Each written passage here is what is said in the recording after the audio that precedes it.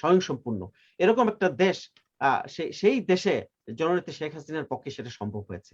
তা আমি এটা বলে আমার কথা আপাতত শেষ করব সেকেন্ড টার্মের আগ পর্যন্ত, যে আমি মনে করি যে বাংলাদেশে যেটা হয়েছে এটা অনভিপ্রেত, এটা হওয়ার কথা ছিল না। কিন্তু আওয়ামী সরকারের বিরুদ্ধে, শেখ হাসিনার বিরুদ্ধে ষড়যন্ত্র কন্টিনিউয়াসলি চলছে। আমি মনে করি এটা তারই একটা অংশ, এবং এই ষড়যন্ত্র এরা সাকসেসফুল হয়নি, হবেও না। জননেত্রী শেখ হাসিনা এবং বাংলাদেশের যারা পুলিশ প্রশাসন আছেন তারা অবশ্যই খুঁজে বের করে ফেলেছেন কারা এটার পেছনে আছেন, এবং আরো ইনভেস্টিগেশন হবে। এবং আমি আশা করি বাংলাদেশের যে ধর্মীয় সম্প্রীতি এটা এটা যুগ যুগ বেঁচে থাকবে। মুসলমান, হিন্দু, খ্রিস্টান, বৌদ্ধ সবারই বাংলাদেশ, সবাই যুদ্ধ করে এদের স্বাধীন করেছেন, এবং আমি মনে করি যে ধর্ম যার যার, রাষ্ট্র সবার। সুতরাং এই নীতিতে জননেত্রী শেখ হাসিনা যেভাবে এগিয়ে যাচ্ছেন আমি ওনাকে 100% সাপোর্ট করি, এবং আমি বিশ্বাস করি আমরা ধর্মীয় সম্প্রীতি বজায় রেখে সুখে শান্তিতে বাংলাদেশে বসবাস করতে পারবো। ধন্যবাদ ফারুকী ভাই।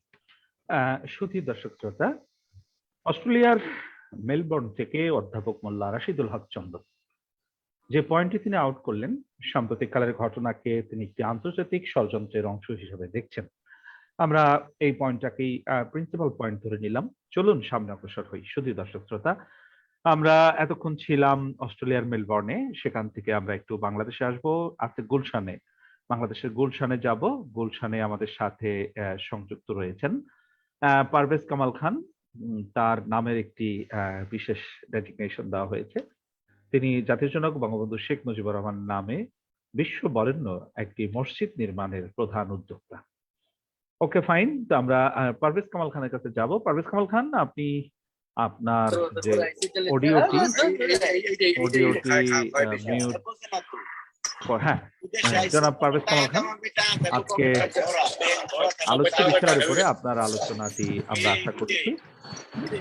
সুধী দর্শক শ্রোতা, এইমাত্র আমাদের সাথে আরেকজন সম্মানিত অতিথি যুক্ত হয়েছেন ইতালি থেকে। ইতালি থেকে আমাদের সাথে সংযুক্ত হয়েছেন হাসান ইকবাল, সাধারণ সম্পাদক আওয়ামী লীগ। আসসালামু আলাইকুম। ওয়ালাইকুম আসসালাম ওয়া রাহমাতুল্লাহ। জনাব হাসান ইকবাল, জেজে টেলিভিশনের ভার্চুয়াল লাইভে আপনাকে স্বাগত জানাচ্ছি। আপনাকে ধন্যবাদ যে আমরা প্রবাসে থাকি আমাদেরকে একটু স্মরণ করেছেন। আমি এই জন্য আপনাদের কাছে কৃতজ্ঞ এবং ধন্যবাদ জানাচ্ছি। যারা আজকে অনুষ্ঠানে শ্রদ্ধেয় ব্যক্তিরা উপস্থিত হয়েছেন সবাইকে আমার পক্ষ থেকে, ইতালি আওয়ামী লীগের পক্ষ থেকে সালাম জানাচ্ছি। ওয়ালাইকুম আসসালাম ওয়া রাহমাতুল্লাহ। সুধী দর্শক শ্রোতা, সুদূর ইতালি থেকে এইমাত্র আমাদের সাথে সংযুক্ত হয়েছেন বাংলাদেশের কৃতি সন্তান, যিনি প্রবাসে রয়েছেন। তিনি আওয়ামী লীগের ইতালি শাখার সাধারণ সম্পাদক হাসান ইকবাল। তিনি আমাদের সাথে সংযুক্ত হয়েছেন, তাকে স্বাগত জানাই। সংযুক্ত থাকুন আমাদের সাথে, যথাসময় আপনার কাছে আসবো, শুনবো আপনার মূল্যবান আলোচনা। সুধী দর্শক শ্রোতা, যেমনটি বলছিলাম, আমরা ঢাকার গুলশানে যাব। সেখানে রয়েছেন পারভেজ কামাল খান। জনাব পারভেজ কামাল খান, আজকে আমাদের আলোচ্য বিষয় অসাম্প্রদায়িক বাংলাদেশ প্রতিষ্ঠায় জাতির জনক বঙ্গবন্ধু শেখ মুজিবুর রহমান যে আদর্শ রেখে গেছেন, সেই বিষয়টি নিয়ে আজকে জেজে টেলিভিশনের ভার্চুয়াল লাইভ আপনার মূল্যবান আলোচনাটি আশা করছি। জনাব পারভেজ কামাল খান। ফারুকী ভাই, হ্যাঁ, আপনি এবং সবাইকে যারা সংযুক্ত হয়েছেন তাদেরকে অনেক ধন্যবাদ দিয়ে শুরু করছি। তা আমাকে কি আরেকটু চান্স দেওয়া যাবে এই কারণে, কারণ আমাদের সাথে আরো যারা যে কয়েকজন মাননীয় যে এমপি, হ্যাঁ, এবং আরো দুজন যে সম্পৃক্ত হওয়ার, ওনারা আসলে আমার সাবজেক্টটা দুটো, কিন্তু একটা হচ্ছে আমরা যে সাবজেক্ট নিয়ে কথা বলবো, আর একটা হচ্ছে আমরা বঙ্গবন্ধুর নামে বিশ্ববরণের যে মসজিদটি নির্মাণ করতে যাচ্ছি, ওনাদের নলেজে কিন্তু এটা আছে। বিশেষ করে আমাদের যে গোলাম মাওলা, হ্যাঁ, খন্দকার গোলাম মাওলা নকশবন্দি, তো উনি থাকলে এবং এমপি মহোদয় যদি আসেন, তাহলে আমি দুইটা সাবজেক্ট ওনাদের নলেজে চলে গেল। এখানে একটু বিষয় বলি আপনাকে, জনাব পারভেজ কামাল খান, ওনাদের উপস্থিতিতে আপনি যে আলোচনাটি করতে চাচ্ছেন, সেই আলোচনাটি আপনি আপনার কাছে রেখে দিন, এটা আপনি পরবর্তীতে করবেন। এখন আমাদের বিষয়ের উপরে আপনি আসুন। অসাম্প্রদায়িক বাংলাদেশ প্রতিষ্ঠায় জাতির জনক বঙ্গবন্ধু শেখ মুজিবুর রহমানের আদর্শ, এই বিষয়ের উপরে আপনার মূল্যবান আলোচনা আশা করছি। পারভেজ কামাল। আমার হোম ডিস্ট্রিক্ট হচ্ছে কুমিল্লাতে, এবং আমি কুমিল্লা শহরে আমি যে এলাকাতে বসবাস করতাম ওটার নাম হচ্ছে ঠাকুরপাড়া, হিন্দুদের একটা প্লেস ঠাকুরপাড়া। তা আমরা ছোটবেলা থেকেই ওদের সাথে এমন ভাবে চলাফেরা করেছি আমাদের যে বন্ধুগুলো যারা আছে আর কি, জুয়েল ভাই চিনবেন, চিত্ত, পার্থ, আরো অনেকেই, ওরা আওয়ামী লীগের সাথে অনেকে ইনভলভ। হ্যাঁ, চিত্ত সে সেক্রেটারি ছিল ছাত্রলীগের। এখন অর্গানাইজিং সেক্রেটারি মহানগর আওয়ামী লীগ। ও আচ্ছা, ও আমার ফ্রেন্ড। হ্যাঁ, জুয়েল ভাই আমার ফ্রেন্ড, আমার বাসা ঠাকুরপাড়ায়। আর তো কিনা বলে ওদের সাথে এমন ভাবে চলাফেরা করেছি, কোন ধর্মের এটা আমরা জানতামই না, মানে সম্পর্কটা এমনই ছিল। তাদের যখন কোনো অনুষ্ঠান হতো পূজার সময় হয়তো আমাদেরকে একটু যেতাম অনুষ্ঠান দেখার জন্য, এরকম ভালো একটা সম্পর্ক। তো বঙ্গবন্ধু উনি তো আমাদের জন্য অনেক কিছু দিয়ে গেছেন, এবং উনি যে বিশাল মন মানসিকতা, ওনার কাছে তো কোনো ধর্মই আলাদা ভাবে দেখেন নাই, উনি কোনো ধর্মকে উনি আলাদা ভাবে দেখেন নাই, ধর্মের লোকজনকেও। তো আপনারা এখন ওই যে মেলবোর্ন থেকে যে ভাই, উনি তো অনেকটা ক্লিয়ার করে গেছেন। তো আমরা হচ্ছে কি, আমরা চাচ্ছি যে আমরা সবাই, কেউ যেন মনে না করে তুমি এই ধর্মের, তুমি আমাদের এনিমি, হ্যাঁ তোমরা সংখ্যালঘু, আমরা আমরা মুসলমান যারা মানে সংখ্যা অনেক বেশি, এই পার্থক্য যেন না থাকে। তা আমি দেখিও নাই এক্স্যাক্টলি, আমি ছোটবেলা থেকে ঠাকুরপাড়া নামটাও বুঝতে পেরেছেন, আশেপাশে সব হিন্দু, এবং আমাদের জমিটাও কিন্তু হিন্দুদের কাছ থেকে কেনা, কিন্তু হ্যাঁ হিন্দুদের কাছ থেকে কিনে ওরা পাশের বাসায় থাকতো, মানে ওদের প্লট থেকে আমরা ছোট প্লট নিয়েছিলাম, খুব আনন্দের মধ্যে ছিলাম। তো যে ঘটনাটা হলো, এটা আসলে আমরা এটা তো বোঝা যাচ্ছে এটা একটা ষড়যন্ত্র। হ্যাঁ, এটা একটা ষড়যন্ত্র। তো এটাকে কিন্তু কিউর করা যায়, এটা নেক্সট টাইম কিউর, এটা আমার সেন্সে যেটা আসছে, আপনারা জানেন না এটা কিভাবে নেবেন। যেমন এমন যদি কোনো সার্কুলেশন দেওয়া হয় গভর্নমেন্ট থেকে, যে এবং সব ধর্ম মিলে যদি মনে করেন যে আমরা এইভাবে একটা সার্কুলেশন দিই, যে ইকবাল যে কাজটা করছে সে কিন্তু মানসিকভাবে কোনো মুসলমানরাই কাজ করতে পারে না, এবং কোনো হিন্দু, পারফেক্ট হিন্দু যারা, তারাও কিন্তু ওই অনেক সময় আমরা দেখি গরুর মাংস মন্দিরে রেখে দেয়, আমরা শুনি, কোনো হিন্দু এই কাজটা করবে না। ধরলাম নেক্সট টাইম ষড়যন্ত্র করে কেউ একটা কোরআন শরীফ রেখে দিল, ধরেই নিলাম এখন নাও 6 মাস পরে, হ্যাঁ একটা কোরআন শরীফ যে কোনো জায়গায় রেখে দিল, অথবা হিন্দুদের মন্দিরে আমাদের গোমাংস অথবা তারা যেটা অপছন্দ করে সেটা রেখে দিলে এটা কোনোরকম ওই যে এলাকাতে রাখবে, যে এলাকায় বা যে মন্দিরে রাখবে, তারা এটা কোনো রকম পাবলিশ না করলে হয়ে গেল, তারা মনে করবে কোনো খারাপ লোক ষড়যন্ত্র করে আমাদের মধ্যে একটা দ্বন্দ্ব সৃষ্টি করতে যাচ্ছে। ওরা যদি এটা পাবলিশ না করে, ওরা যদি ওই মেন্টালিটি থাকে ওদের, তখন কিন্তু আর গন্ডগোলটা হবে না।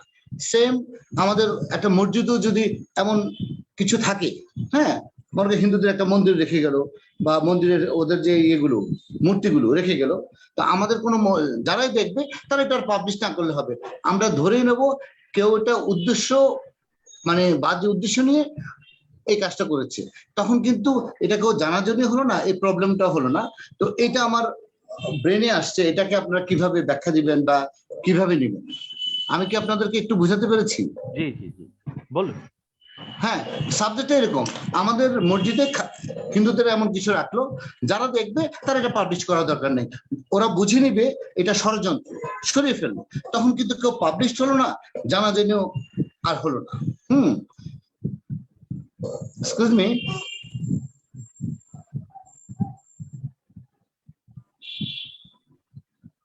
পারভেজ ভাই শোনা যাচ্ছে, বলেন আপনি। আচ্ছা আচ্ছা, তো এইভাবে যদি ওই গভর্নমেন্ট থেকে সার্কুলেশন দেওয়া হয়, সবাইকে যদি বোঝানো হয় কেউ এটা করা মানেই ষড়যন্ত্র, তোমরা এটা পাবলিশ করবে না, জিনিসটা সরিয়ে ফেলো, কেউ এই ধরনের প্রচেষ্টা করা মানে ষড়যন্ত্র, জিনিসটা তোমরা যদি রিমুভ করে ফেলো, তাহলে কিন্তু আমাদের আর এই প্রবলেমটা হচ্ছে না।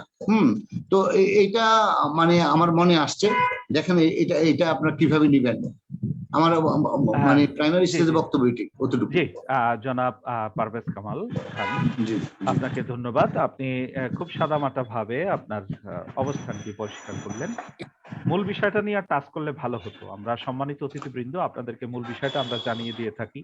আপনারা যদি লাইভে একটু স্টাডি করে আসেন তাহলে আমাদের জন্য ভালো হয়। দর্শক শ্রোতারা কিছু পাবে আমরা আশা করছি। শুধু দর্শক শ্রোতা, আমরা ছিলাম বাংলাদেশের রাজধানী ঢাকার গুলশানে। এবার আমরা সরাসরি ঢাকা থেকে চলে যাব দক্ষিণ কোরিয়া। দক্ষিণ কোরিয়া আওয়ামী লীগের সম্মানিত সভাপতি জনাব ম্যাক্সিম চৌধুরী, তিনি যে টেলিভিশনের হ্যাঁ, পর্দার আমাদের একজন। উপস্থাপকের দৃষ্টি একটু আকর্ষণ করছে যে আমরা একটু ইটালি থেকে ঘুরে আসি। আমি তো পোস্টারের সিরিয়াল অনুযায়ী আগাচ্ছি, আচ্ছা আচ্ছা, পোস্টারে যেভাবে সিরিয়াল করা হয়েছে আপনার খেয়াল করেন এবং সিরিয়াল ওনার আগে, তাই না? ও, তাহলে সিরিয়াল শুরু হওয়ার পরে আমরা হাসান ইকবাল সাহেবকে পেয়েছিলাম। যাক, তো ঠিক আছে, আজকের অনুষ্ঠানে যেহেতু সম্মানিত সভাপতি মহোদয় তিনি আমাকে বলেছেন একটু ইতালি থেকে ঘুরে আসতে। ম্যাক্সিম চৌধুরী, আশা করি বিষয়টি আপনি ক্ষমা সুন্দর দেখবেন। জি, শুধু দর্শক শ্রোতা, আমরা একটু যাচ্ছি ইটালি আওয়ামী লীগের সম্মানিত সাধারণ সম্পাদক হাসান ইকবাল। জনাব হাসান ইকবাল, আমরা আপনার কাছে আসছি আজকের আলোচ্য বিষয় অসাম্প্রদায়িক বাংলাদেশ প্রতিষ্ঠায় জাতির জনক বঙ্গবন্ধু শেখ মুজিবুর রহমানের চেতনা বা এই বিষয়ের উপরে আপনার মূল্যবান আলোচনাটি আশা করছি। শুধু দর্শক শ্রোতা, ইটালি থেকে বলছেন হাসান ইকবাল। ধন্যবাদ। আসসালামু আলাইকুম। আজকের অনুষ্ঠানে আয়োজন করেছেন, আমি সবাইকে ধন্যবাদ জানাচ্ছি যে আমি একটা ক্ষুদ্র দেশে ইতালিতে, ইউরোপের একটি দেশ ইতালি, সেই ইতালিতে থেকে আপনাদের সাথে সংযুক্ত হতে পেরে নিজেকে অনেক ধন্য মনে করতেছি। আর বর্তমানে যে বাংলাদেশের যে একটি সাম্প্রদায়িক দাঙ্গার সৃষ্টি হয়েছিল সেই ব্যাপারে আপনার একটু আলোচনার আমাকে অংশগ্রহণ করার জন্য যারা আজকে অনুষ্ঠানে উপস্থিত হয়েছেন সবাইকে আমি ধন্যবাদ জানাচ্ছি। আমি ইতালি আওয়ামী লীগের পক্ষ থেকে আপনাদেরকে আবার সালাম জানিয়ে দুই একটি কথা বলবো। আজকে ধর্ম নিয়ে যে বাংলাদেশের রাজনীতি, জাতির জনক বঙ্গবন্ধু এই সর্বপ্রথম কিন্তু এই ইসলামিক ফাউন্ডেশন গড়ে তুলেছিলেন। এটা আপনারা জানেন যে জাতির জনক বঙ্গবন্ধু উনার গড়া এই ফাউন্ডেশন এবং ধর্মভিত্তিক রাজনীতি, আপনার আওয়ামী লীগের যে 4 নীতি ধারা আছে সেটার মধ্যে লেখা আছে ধর্ম নিরপেক্ষতা। ধর্ম নিরপেক্ষতা অর্থ ধর্ম যার যার, উৎসব সবার। মাননীয় প্রধানমন্ত্রী বা বাংলাদেশের জনগণ এটাকে এখন বলে। আমরা বর্তমানে যে আমাদের এই ধর্মকে, ধর্ম নিয়ে রাজনীতি, সেটা কিন্তু পৃথিবীর অনেক দেশে আছে, কিন্তু আমাদের দেশের মতন এই ধর্ম নিয়ে রাজনীতিটা কিন্তু আমরা ইউরোপ থেকে কোনো জায়গায় দেখতে পাই না। সে আমাদের এই ধর্ম নিয়ে রাজনীতি করাটাকে কিন্তু আমাদেরকে দেশের মানুষ, আমরা কিন্তু বাংলাদেশের মানুষ, বিশ্বের যারা এখনো বাইরের দিকে তাকায় না, তার বিশ্বে কিভাবে রাজনীতি করে, ধর্মকে কিভাবে প্রচার করে, ধর্মকে কি ব্যবহার করে, কিন্তু আমাদের দেশে ওই একটি বলা যায় যে নারায়ে তাকবীর আল্লাহু আকবার শুনলেই আমরা কিন্তু ধর্মের দিকে এগিয়ে যাই। পৃথিবীর আপনি সৌদি আরব দেখেন, কুয়েত দেখেন, আরব দেশ দেখেন, একটি যদি আরবি লেখা বাংলাদেশে কোনো জায়গায় কেউ পায় ওইটাকে চুমু দিয়ে পকেটে রাখে, কিন্তু আরব দেশে যদি আরবি লেখা থাকে, ওদের জাতীয় লেখা, ওদের মাতৃভাষা, কিন্তু আর এতটুকু শ্রদ্ধা করে না। কিন্তু আমরা এই ধর্মকে যতটুকু শ্রদ্ধা করি, আমরা ধর্মের প্রতি যতটুকু সম্মান দেখাই, কিন্তু তার থেকে বেশি কিন্তু আমরা অন্যদিকে কাজ করার চেষ্টা করি। আজকে প্রবাসী থেকে আমরা যা দেখতে পারি বাংলাদেশের, পৃথিবীর অনেক দেশের লোক সেটাকে নিয়ে কিন্তু হাস্যকর যে তোমরা ছোট একটা ধর্ম নিয়ে মন্দিরে কে কোরআন রেখেছে সেটাকে নিয়ে তোমরা রেখেছে কোরআন এক জায়গায়, আরেক জায়গার বাড়ি ঘর তোমরা জ্বালিয়ে দাও। এটা কোন দেশে ধর্মের লেখা আছে? জাতির জনক বঙ্গবন্ধু এই আমাদের ধর্মকে কোন জায়গায় ব্যবহার করতে নিষেধ করেছে। আমাদের বাংলাদেশে আমরা মুসলমান বেশি, আমাদের 98%, 95% আমরা মুসলমান। সেইভাবে আমাদের ধর্মকে সেইভাবে আমরা দেখি। আমরা পার্লামেন্টে যখনই যাই বিসমিল্লাহির রহমানির রহিম, আমাদের ইসলামের যে আমরা সালাম দিই আসসালামু আলাইকুম, কিন্তু সেটাকে যদি আমরা সঠিকভাবে ব্যবহার করতে পারি তাইলে ধর্মকে আমরা এই জায়গায় কোনো দিকে ধর্মকে আমরা অপব্যবহার করতে পারবো না। জাতির জনক বঙ্গবন্ধু এই সারা বিশ্বের যখন উনি নিষেধাজ্ঞা ছিল তখন ওয়াইসিতে কিন্তু সম্মেলনে উনি কিন্তু অংশগ্রহণ করেছিলেন। ইসলামিক ফাউন্ডেশন যে ওয়াইসিতে ইসলাম মুসলমান হিসাবে উনি কিন্তু অংশগ্রহণ করেছিলেন। জাতির জনক বঙ্গবন্ধু ধর্মকে, যার যার ধর্ম তাকে পালন করার নির্দেশ দিয়েছেন। ইসলামকে প্রতিষ্ঠা করার জন্য উনি বাংলাদেশে অনেক কিছু করেছেন। আজকে যে কাককালে মসজিদ, সে জায়গায় কিন্তু জাতির জনক বঙ্গবন্ধুরই অবদান। জাতির জনক যে করে গেছেন, আমি মনে করি জাতির জনক বঙ্গবন্ধুর উত্তরসূরি আমাদের গণতন্ত্রের মানুষগুলো মাননীয় প্রধানমন্ত্রীকে ধর্মকে বিশ্বাস করেন এবং ধর্ম নিয়ে রাজনীতি করার জন্য না করার জন্য অনেকে কিন্তু নিষেধ করেন। আসুন আমরা সকলে মিলে যার যার ধর্ম শেষে আমরা পালন করি এবং জাতির জনক বঙ্গবন্ধুর যেসব দেশকে উন্নতি করার জন্য যেসব কাজগুলি রেখে গেছেন সেই কাজগুলি করার জন্য আমরা চেষ্টা করি।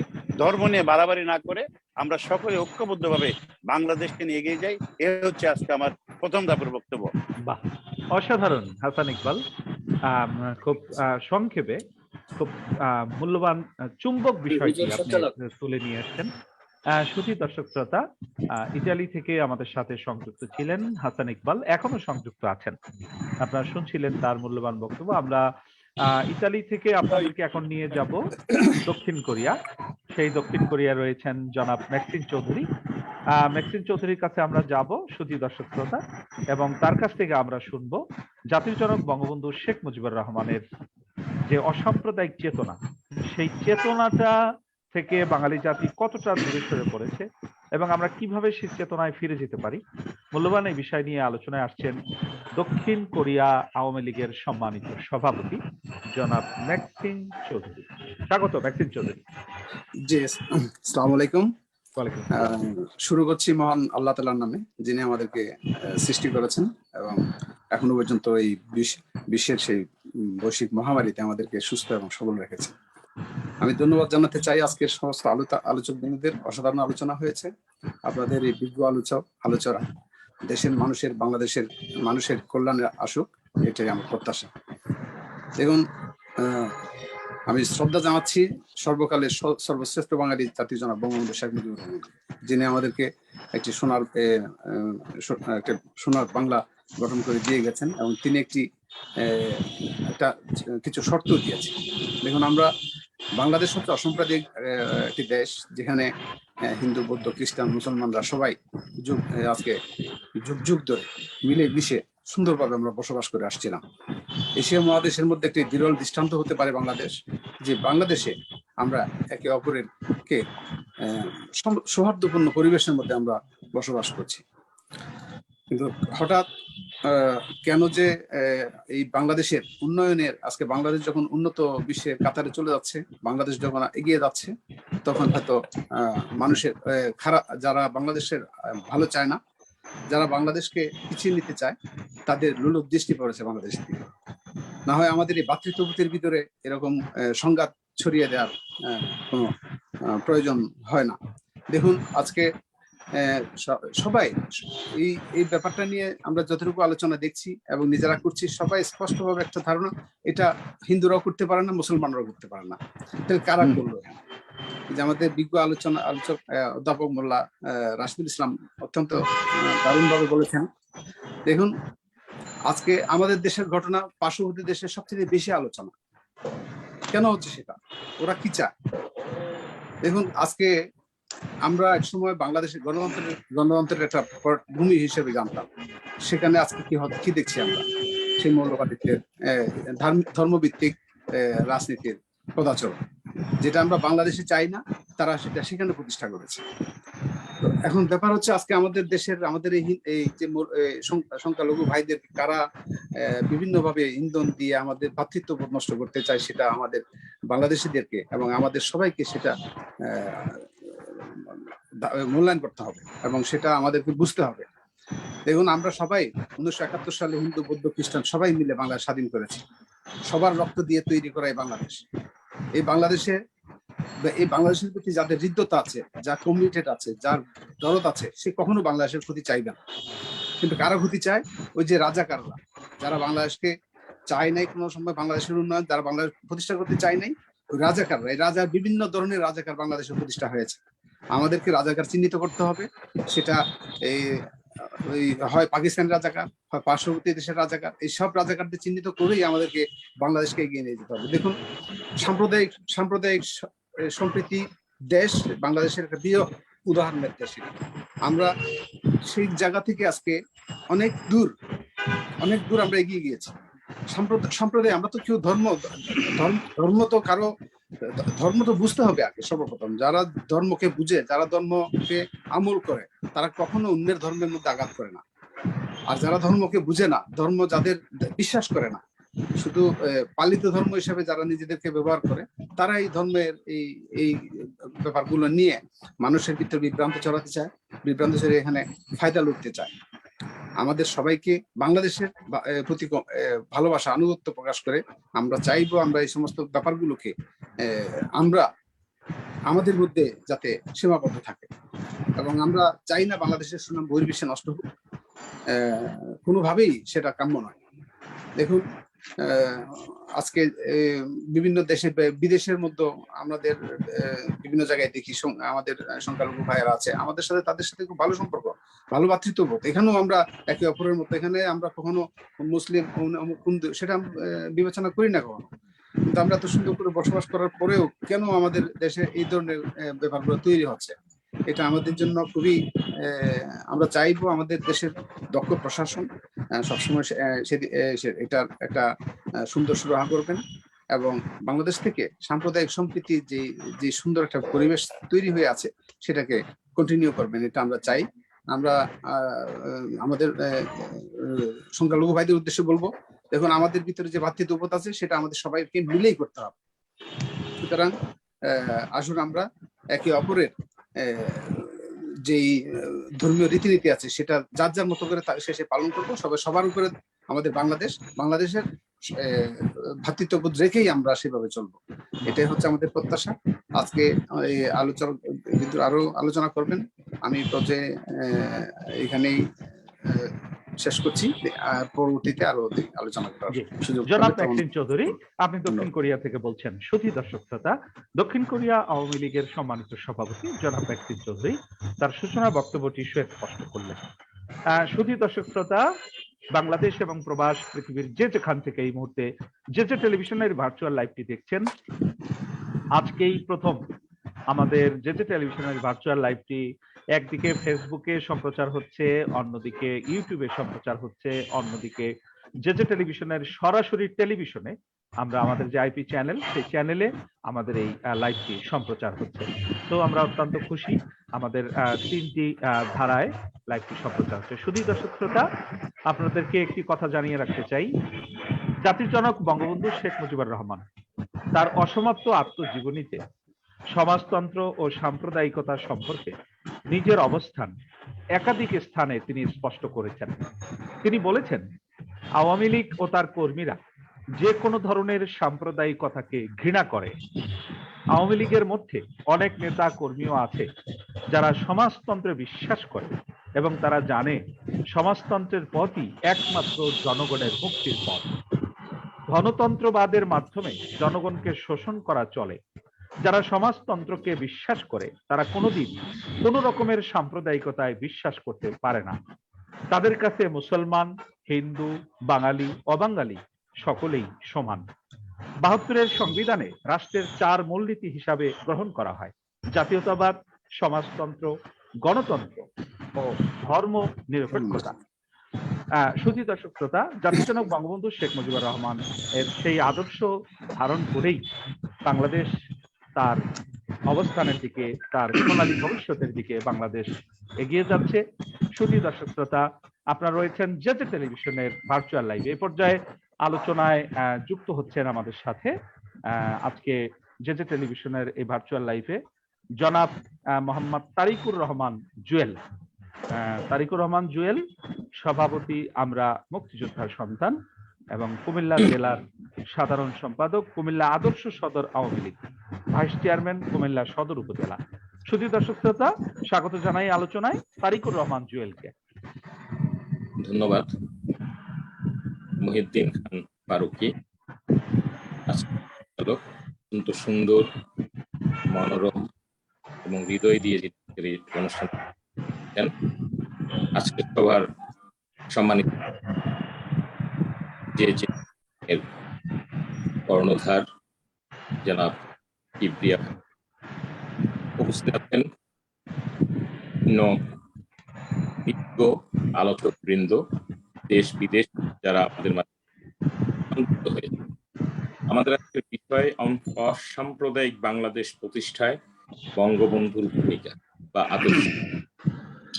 আমি আগে বিষয়ের উপর একটু আলোচনা করতে চাই। বঙ্গবন্ধু শেখ মুজিবুর রহমান ছাত্র জীবন থেকে অসাম্প্রদায়িক ছিলেন। বাংলাদেশ আওয়ামী লীগ যখন সৃষ্টি হয় 1949 সালের 23 আওয়ামী লীগ কি হয়েছিল আওয়ামী মুসলিম লীগ হিসেবে। সভাপতি হয়েছিলেন মাওলানা আব্দুল হামিদ খান ভাসানী, সাধারণ সম্পাদক হয়েছিলেন যারা শামসুল হক। যুগ্ম সাধারণ সম্পাদক 1 নম্বর শেখ মুজিবুর রহমান, তিনি তারপরে পরের সম্মেলনে বঙ্গবন্ধু মুজিবুর রহমান যখন সাধারণ সম্পাদক হন, তিনি মুসলিম শব্দটা কেটে আওয়ামী লীগ, পূর্ব পাকিস্তান আওয়ামী লীগ। তারপরের ইতিহাস আপনাদের সকলের জানা। অনেক লড়াই সংগ্রাম, স্বাধিকার আন্দোলন থেকে আমাদের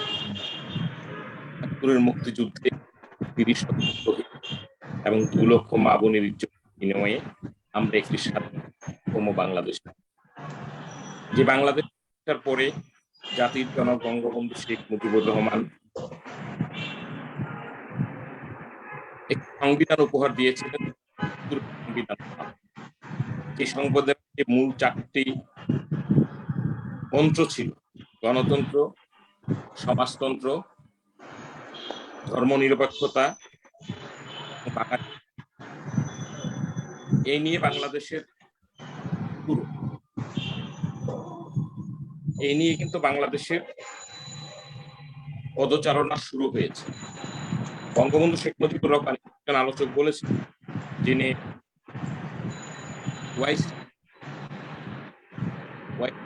যখন যান সকল মুসলিম দেশদেরকে নিয়ে, তখনও বিশ্বের অনেক মুসলিম, সৌদি আরব সহ মধ্যপ্রাচ্যের অনেক দেশ আমাদেরকে স্বীকৃতি দেয় নাই। তারা চাপ দিয়েছিলেন বঙ্গবন্ধুকে, আপনি ইসলামিক রিপাবলিক বাংলাদেশ। বঙ্গবন্ধু কোনো চাপেই নথি স্বীকার নাই, দেন কিংবা না দেন, আমাদেরকে সহযোগিতা করেন কিংবা না করেন, তিনি কিন্তু ওনার সেই মূল নীতি ধর্মনিরপেক্ষতা থেকে তিনি বেরিয়ে আসেন নাই। তিনি মনে প্রাণে বিশ্বাস করতেন এই বাংলাদেশ বাঙালির। আমরা যারা বাঙালি, আমরা মুসলিম, আমরা হিন্দু, আমরা বৌদ্ধ, আমরা এই ধর্মের মধ্যেই আমরা নিহিত। যদি আজকে ইসলামিক রিপাবলিক করা হয়, তাহলে অন্যান্য ধর্মের যে মানুষ, তাদের অবস্থানটা কোথায় যায়? এটা বঙ্গবন্ধু শেখ মুজিবুর রহমান বারবার চিন্তা করেছে। তার কারণে আপনি কোনোদিন বঙ্গবন্ধু শেখ মুজিবুর রহমানের যে ভূমিকা অসাম্প্রদায়িক বাংলাদেশ গড়া, এইটা বোধহয় মোটামুটি অনেকটা এর মধ্যে।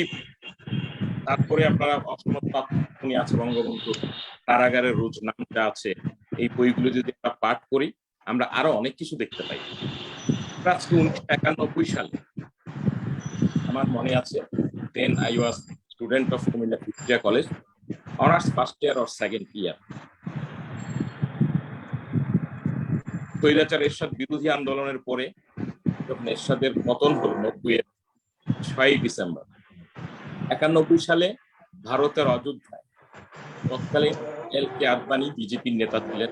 তার নেতৃত্বে, তার আহ্বানে বাবরি মসজিদ ভাঙাকে কেন্দ্র সারা বাংলাদেশ হিন্দু সম্পত্তি দখল, মন্দির ভাঙচুর, হিন্দুদের উপর অত্যাচার, হিন্দু নারীদের উপর অত্যাচারের এক মহা উৎসব চলছিল। তখন বাংলাদেশের ক্ষমতায় ছিলেন জাতীয়তাবাদী দল বিএনপি, বেগম খালেদা জিয়া বাংলাদেশের প্রধান। সেদিনও আমরা এই কুমিল্লা, সারা বাংলাদেশের জায়গা, আমি কুমিল্লাতেই আসি। কুমিল্লাতে তখন কুমিল্লা আওয়ামী লীগের, জেলা আওয়ামী লীগের তৎকালীন ভারপ্রাপ্ত সাধারণ সম্পাদক ছিলেন আজকের যিনি বীর মুক্তিযোদ্ধা জননেতা হাজী আহমদ বাহাউদ্দিন বাহার। আমি তখন ভিক্টোরিয়া কলেজ ছাত্র সংসদের সাহিত্য বিতর্ক সম্পাদক, আমার এখনো স্পষ্ট মনে আছে। আমাদেরকে তিনি একটি কুমিল্লা, একটি আমাদের পারভেজ কামাল ভাই ছিলেন। কুমিল্লা একটি হিন্দু অধ্যুষিত এলাকা, পুরা শহরটাই হিন্দুদের ছিল। এখানে আপনার কুকুরপাড়া, রামমালা, এই যে নামগুলো, আসলে হিন্দুদের নাম। ঈশ্বর পাঠশালা, হ্যাঁ, ঈশ্বর পাঠশালায় মহেশাঙ্গ, যেটা জি জি জি জি বিশাল প্রতিষ্ঠান। পাশে আছে রামমালা, জি, হিন্দুদের যাবে। আপনাদের ঠাকুর পাড়া যে আপনার এটা কি বলে, এটা আশ্রম, রামমালা আশ্রম প্রসাদ, জি জি জি, হ্যাঁ হ্যাঁ, এই জায়গাগুলি। এবং আপনার পরবর্তীতে একটি আশ্রম আছে, রানীর বাজারে আশ্রম আছে, অনেক। কালী মন্দির আছে। এই জায়গাগুলিতে যখন তারা পরিকল্পনা করেছে যে হামলা করবে, তিনি আমাদেরকে দিয়ে একটি টিম গঠন করলেন, 7-8টা টিম। এই রাত আমরা দিন রাত্র রোস্টার ডিউটি করে আমরা হিন্দুদের সম্পত্তি রক্ষা করেছি, আমরা থেকেছি। আমরা সেদিন দেখি যারা ছাত্রদল করতেন তারা কিন্তু এখানে তাদের দল তখন ক্ষমতায়, যারা জামাত শিবির করতেন তারা তো এই লুটপাটের মধ্যেই সম্পৃক্ত ছিলেন, তারা কখনই আসেন না। সেই আকম বাহাউদ্দিন বাহারের নেতৃত্বে আমরা সেদিন রক্ষা করেছিলাম, এবং কুমিল্লাতে মন্দিরের উপর কোন রকম আচর করতে আমরা দেখি। আমরা অসাম্প্রদায়িক বাংলাদেশ চাই, সেজন্য আমরা আজকে আপনার আজকে যে বিষয়টা এখন সবচেয়ে বেশি আলোচিত, এটা আমার কুমিল্লার নানুয়া দিঘির পার উপস্থাপক বলেছেন যে একটি ছোট্ট মন্দির না, পূজার মণ্ডপ। আসলে মণ্ডপটা ছোট না, মণ্ডপটা অস্থায়ী হলেও অনেক বড়। এবং এই মণ্ডপটা কুমিল্লাতে যতগুলি মণ্ডপ মানে দামি বেশি অর্থ তৈরি করা হয়েছে, তার মধ্যে এটি একটা। এই পূজার মণ্ডপে ষষ্ঠীর দিন, সম্ভবত ষষ্ঠী বা সপ্তমী হবে, বুধবার ছিল। আমরা সকালবেলা যখন ঘুম থেকে উঠলাম, ঘুম থেকে ওঠার পরেই আমরা শুনলাম যে নানুয়ার দিঘির পারে পূজার মণ্ডপে হনুমানের কুলের উপর একটি কোরআন শরীফ রাখা হয়েছে। এটা কোরআন শরীফটা পাওয়া গেছে। ফেসবুকে ঢুকলাম, ঢুকে দেখলাম যে আমাদের ওসি সাহেব কোরআন শরীফটা হাতে নিয়ে আছে, একজন লাইভ করতেছে এবং লাইভে বলতেছেন সাম্প্রদায়িক উস্কানি দিচ্ছেন। কি বলতেছেন? উস্কানি দিচ্ছেন আমাদের নেতা বীর মুক্তিযোদ্ধা হাজী আকম বাহাউদ্দিন বাহার মহোদয়, যিনি 3 বারের এমপি। তিনি পবিত্র উমরা পালনের জন্য তিনি তখন মক্কায় অবস্থান করছিলেন। ওই মক্কা থেকে তিনি আমাকেও ফোন করেন, ওই মক্কা থেকে আমাদের সকল নেতৃবৃন্দকে ফোন করেছেন। মক্কা নগরী থেকে তিনি কুমিল্লার ডিসি এসপিকে ফোন করেছেন, সিটি কর্পোরেশন মেয়র যিনি আমাদের দলের না, তাকেও ফোন করেছেন। আমরা সকলে মিলে ঘন্টা খানেকের মধ্যেই পরিস্থিতি নিয়ন্ত্রণে নিয়ে আসি। কুমিল্লায় কিন্তু এটি নিয়ে আর কিছুই হয় নাই। শুধুমাত্র পারভেজ ভাই চিনবেন, অন্যান্যরা কতটুকু চিনবেন আমি ঠিক জানি না। বজ্রপুর ইউসুফ স্কুলের পাশে একটি মন্দির, ওই জায়গাটা এলাকা এখানে মেয়রের বাড়ি। আর পূজা মণ্ডপে যে হামলা হয়েছে, যে পূজা মণ্ডপে অঘটনটা ঘটেছে, এইটাও মেয়রের বাড়ি হলো পূর্ব দক্ষিণ কর্নারে, আর ঘটনাটা হয়েছে উত্তর পারে ওই মণ্ডপে। আমরা আপনার এই সাথে সাথে কিন্তু পরিস্থিতি আমরা নিয়ন্ত্রণে নিয়ে এসেছি। আমাদের মাননীয় এমপি মহোদয় সারাক্ষণই উনি মোবাইলে ছিলেন, কোথায় কি হচ্ছে না হচ্ছে, কোথায় যেতে হবে উনি আমাদেরকে নির্দেশ দিচ্ছেন, তো তুমি এখানে যাও, তুমি ওখানে যাও, তোমরা ওখানে যাও। মোটামুটি 2টার মধ্যে টোটাল পরিস্থিতি আমরা নিয়ন্ত্রণে নিয়ে এসেছি। কুমিল্লার প্রশাসন চমৎকার ভূমিকা পালন করেছে। তারপরে আপনার সন্ধ্যাবেলা যখন অষ্টমী হবে, অষ্টমীর দিন পুরা ছিল অত্যন্ত ভীত সন্তোষ। আপনি জানেন আমি কুমিল্লা সদর উপজেলার ভাইস চেয়ারম্যান। আমি আমার যদিও সদর উপজেলার কোথাও কোনো সমস্যা হয়নি, সমস্যাটা হয়েছে সিটি কর্পোরেশনের মধ্যে। সিটি কর্পোরেশন এবং সদর উপজেলা কুমিল্লা 6 নির্বাচন এবং ওই এলাকা হলো বাহাউদ্দিন বাহার। ওনার নির্দেশে সমস্ত চেয়ারম্যান, আমাদের 6 জন চেয়ারম্যান এবং আওয়ামী লীগের আমাদের ইউনিয়ন কমিটিগুলি খুব শক্তিশালী। ইউনিয়নের সভাপতি সাধারণ সম্পাদককে আমি বলেছি যে আপনারা সুদৃঢ়ভাবে থাকেন। সাথে সাথে আমাদের 5টা ইউনিয়নে পূজা হয়, দুর্গাপুর দক্ষিণ ইউনিয়নে পূজার মণ্ডপ হয় নাই, কোথাও 4টি, কোথাও 5টি এরকম পূজার মণ্ডপ হয়েছে। তারা সাথে সাথে আমাদের স্থানীয় মেম্বার, ওয়ার্ড আওয়ামী লীগের সভাপতি সাধারণ সম্পাদক, গণ্যমান্য ব্যক্তি সহ কমিটি করে দিয়ে এই মণ্ডপগুলি। আমি প্রত্যেকটা মণ্ডপে গিয়েছি, আমার ইউনো মহোদয় উনি আমাদের সাথে মণ্ডপে গিয়েছেন, যদি মহিলা উনি 12টা একটা মণ্ডপ ঘুরে ঘুরে তাদেরকে আমরা আশ্বস্ত করি, তাদেরকে আমরা শক্তি সাহস জুগিয়েছি যে আপনারা আপনাদের কর্মকাণ্ড পরিচালনা করে যান, কোনো কিছুই হবে না, আমরা আছি। বুধবারে এই অঘটন ঘটেছে, বৃহস্পতিবার, শুক্রবার ছিল আপনার জুম্মার দিন। আমাদের গরিবের হক। আর এই দিনটাকে সাম্প্রদায়িক সম্প্রীতিতে যারা বিশ্বাস করে না, সাম্প্রদায়িক ঘোলাজলে যারা বারবার মাছ শিকার করার চেষ্টা করে, এই রূপগুলি বেশি। আমাদের বাহার ভাই সৌদি আরব থেকে আমাদেরকে বলেছে যে তোমরা টাউন হলে একত্রিত হয়ে প্রতিটা মণ্ডপে যেখানে তারা বিসর্জন দেবে, বিসর্জনের জায়গায় আমি একটা জিনিস পরিষ্কার বলে দিতে চাই, আমরা কিন্তু কুমিল্লা কোনো আপনারা তাদেরকে বলি নাই কখন আপনারা বিসর্জন দেবেন। ওনারা যখন বলেছে আমরা এতক্ষণে বিসর্জন দেবো, ওই এলাকায় আমাদের নেতৃবৃন্দ থেকে বিসর্জন হয়ে একটি পটকা পর্যন্ত আমরা খুব এই অবস্থার মধ্যে দিয়ে আমরা এই পূজার ঘটনা এবং পূজার এই যে সমস্যাগুলি হয়েছিল আমরা এটাকে সামাল দিয়েছি। এখানে অনেকেই বিভ্রান্ত করে, আমি আশ্চর্য হয়েছে, আপনি প্রাসঙ্গিক হবে আমি জানি না, আপনারা জানেন একজন নেতা আছে বাংলাদেশে হিন্দু সম্প্রদায়ের অনেক বড় নেতা, ওনার নাম গয়েশ্বর রায়। আমরা অনেক সময় ওনাকে মাওলানা গয়েশ্বর রায় বলে থাকি, কারণ উনি 1 ঘন্টা বক্তৃতা দিলে 45 মিনিট উনি বিসমিল্লাহ দেখাবেন, উনি এত বড় মাওলানা। এই গয়েশ্বর রায় ডক্টর জাফরুল্লাহ চৌধুরী এবং হিন্দু একজন যাজক এসেছিলেন, এসে সরাসরি এখানে উস্কানি দিয়ে গেলেন। একটি রাজনৈতিক দল বিএনপি একটি অনেক বড় রাজনৈতিক দল, বাংলাদেশ অন্তত 10-12 বছর এরা বাংলাদেশকে শাসন করেছে, এসে উস্কানি দিয়ে গেলেন, বলে গেলেন অমুকে নেতৃত্ব কে করেছে। আজকেও আমি কিন্তু এই কথা বলবো না কে করেছে, এটা প্রশাসনের কাছে পরিষ্কার হয়ে গেছে।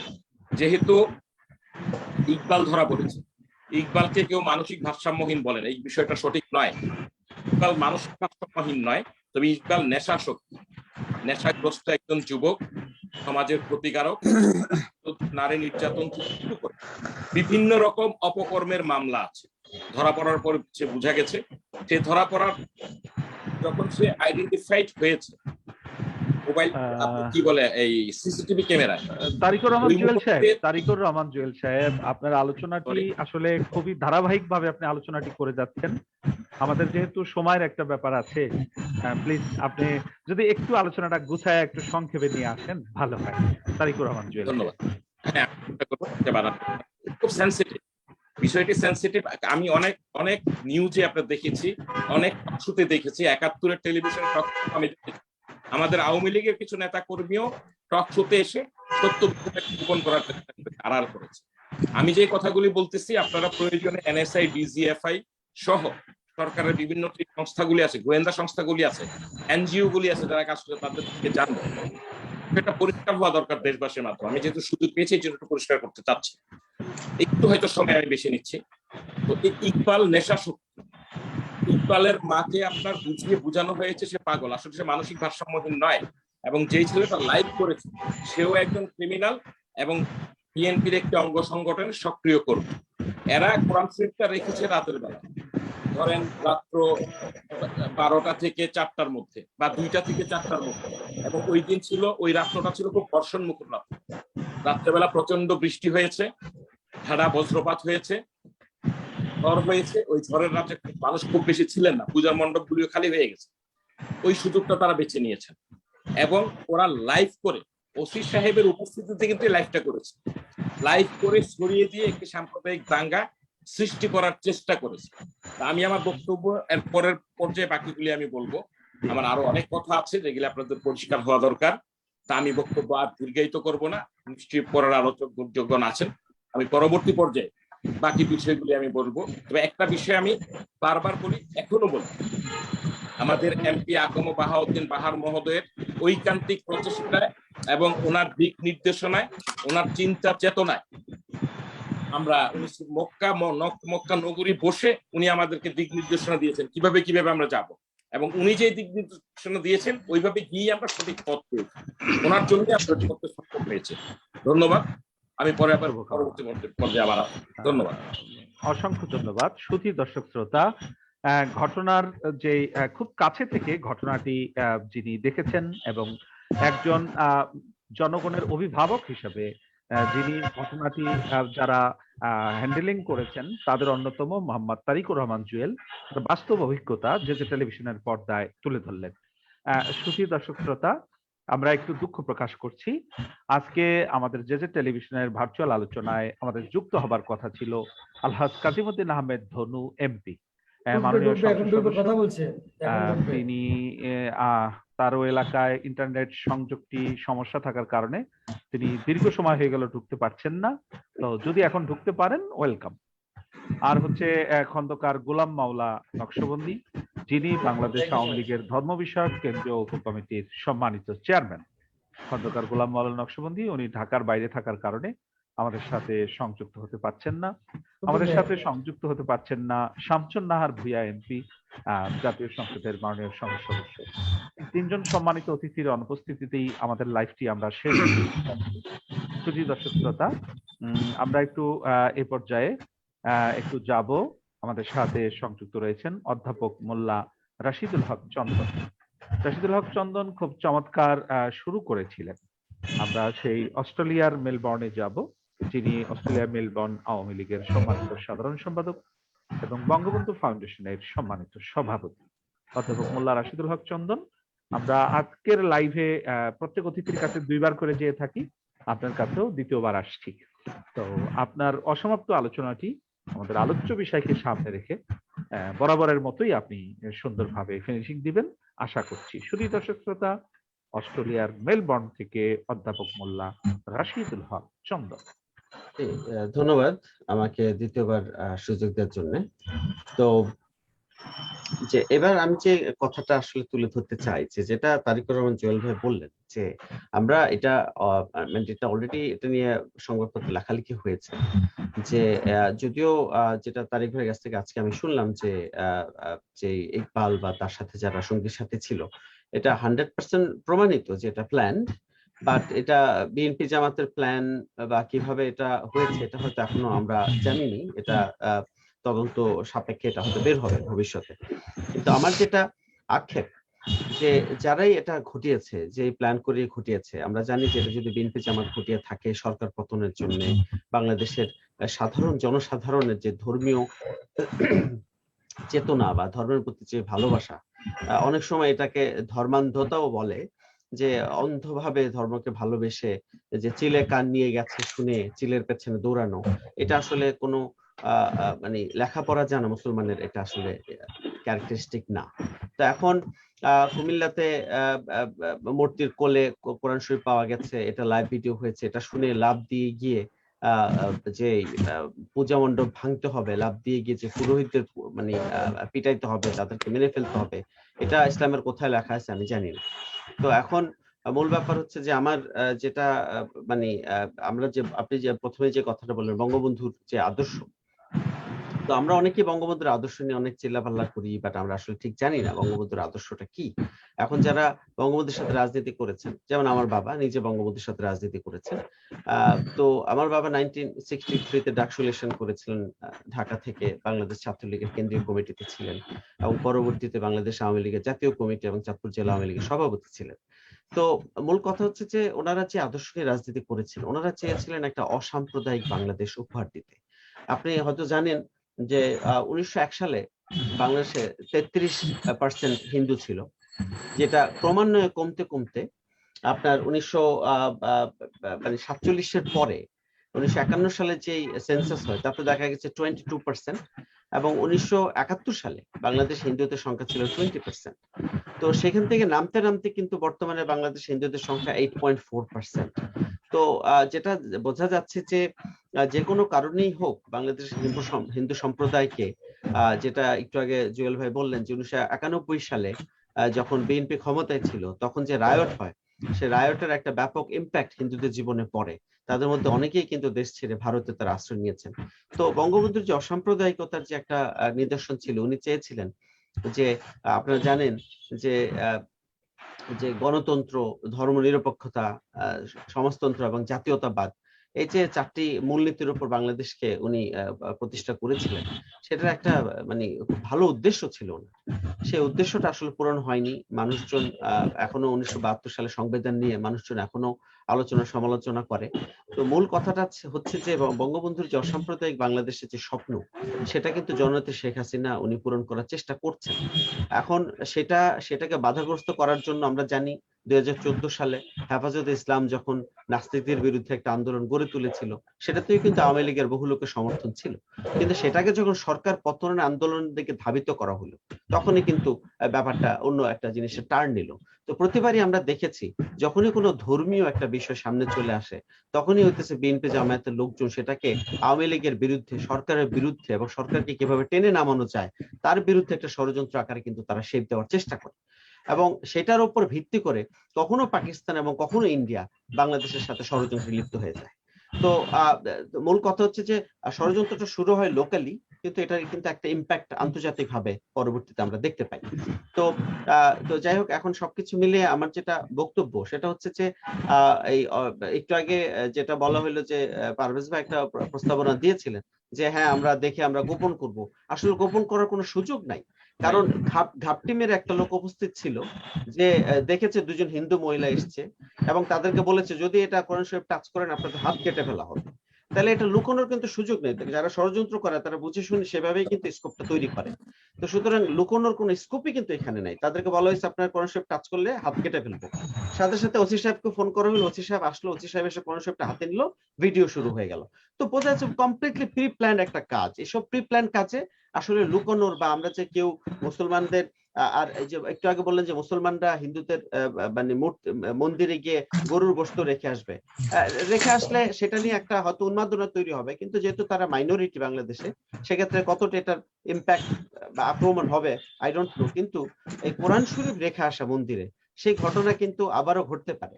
বা হিন্দুদের যে ওই যে ফেসবুকে পোস্ট, যেমন রংপুরের পীরগঞ্জে যেটা হলো ফেসবুকে এন্টি ইসলাম পোস্ট, এটাকে দেখিয়ে হিন্দুদের জেলে পাড়ায় গিয়ে আগুন দিয়ে তাদেরকে তাদের সর্বশান্ত করে ফেলা হলো। তো এগুলি আমি জানি না আমরা কোন ধরনের মুসলমান, আমি এটা জানি না যে ধর্মীয় উগ্রতা, ধর্মীয় জঙ্গিবাদ বা একটা কথা শুনে যে লাভ দিয়ে গিয়ে আমি আক্রমণ করা। আপনারা হয়তো শুনে থাকবেন যে ছেলেধরা শুনে কিছুদিন আগে একটা মহিলাকে পিটে মেরে ফেলা হয়েছিল।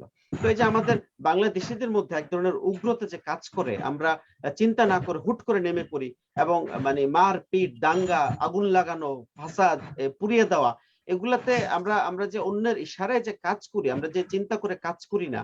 এবং এই যে জেনারেশন, এবং আপনি দেখবেন যে হাজীগঞ্জে তারেকুর রহমান জুয়েল ভাইকে আমি ধন্যবাদ জানাই যে কুমিল্লাতে কিন্তু অ্যাকশনটা শুরু হয়নি, অ্যাকশনটা শুরু হয়েছে চাঁদপুরের হাজীগঞ্জে।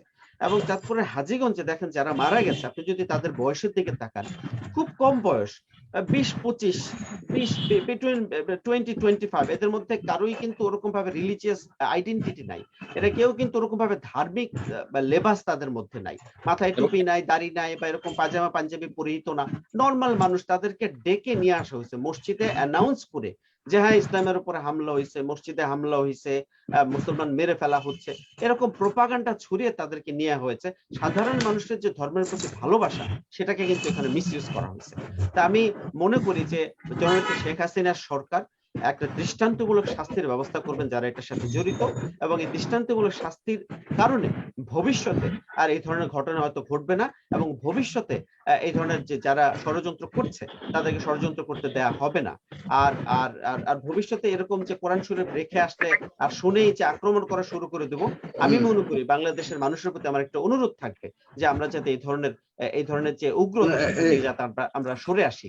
আমার বিশ্বাস যদি এরকম ঘটনা ঘটে, এখানে আইন আছে, প্রশাসন আছে, তাদের হাতে আমরা ছেড়ে দিই, তাদের কাছে আমরা বিচার চাই। বিচার না হলে প্রেস ক্লাব আছে, বিচার না হলে আমরা আন্দোলনে যেতে পারি, মানববন্ধন করতে পারি, কিন্তু বিচারের একটা সুযোগ তো বাংলাদেশ সরকারকে দেওয়া উচিত।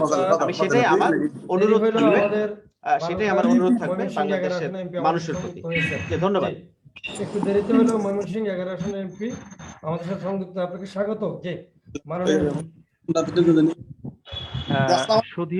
সুধী দর্শক শ্রোতা, এইমাত্র যে টেলিভিশনের ভার্চুয়াল লাইভে সংযুক্ত হয়েছেন আমাদের মাননীয় সংসদ সদস্য আলহাজ কাজিমউদ্দিন আহমেদ ধনু, উনি ময়মনসিংহ 11 আসনের মাননীয় সংসদ সদস্য, তিনি আমাদের সাথে এইমাত্র সংযুক্ত হয়েছেন।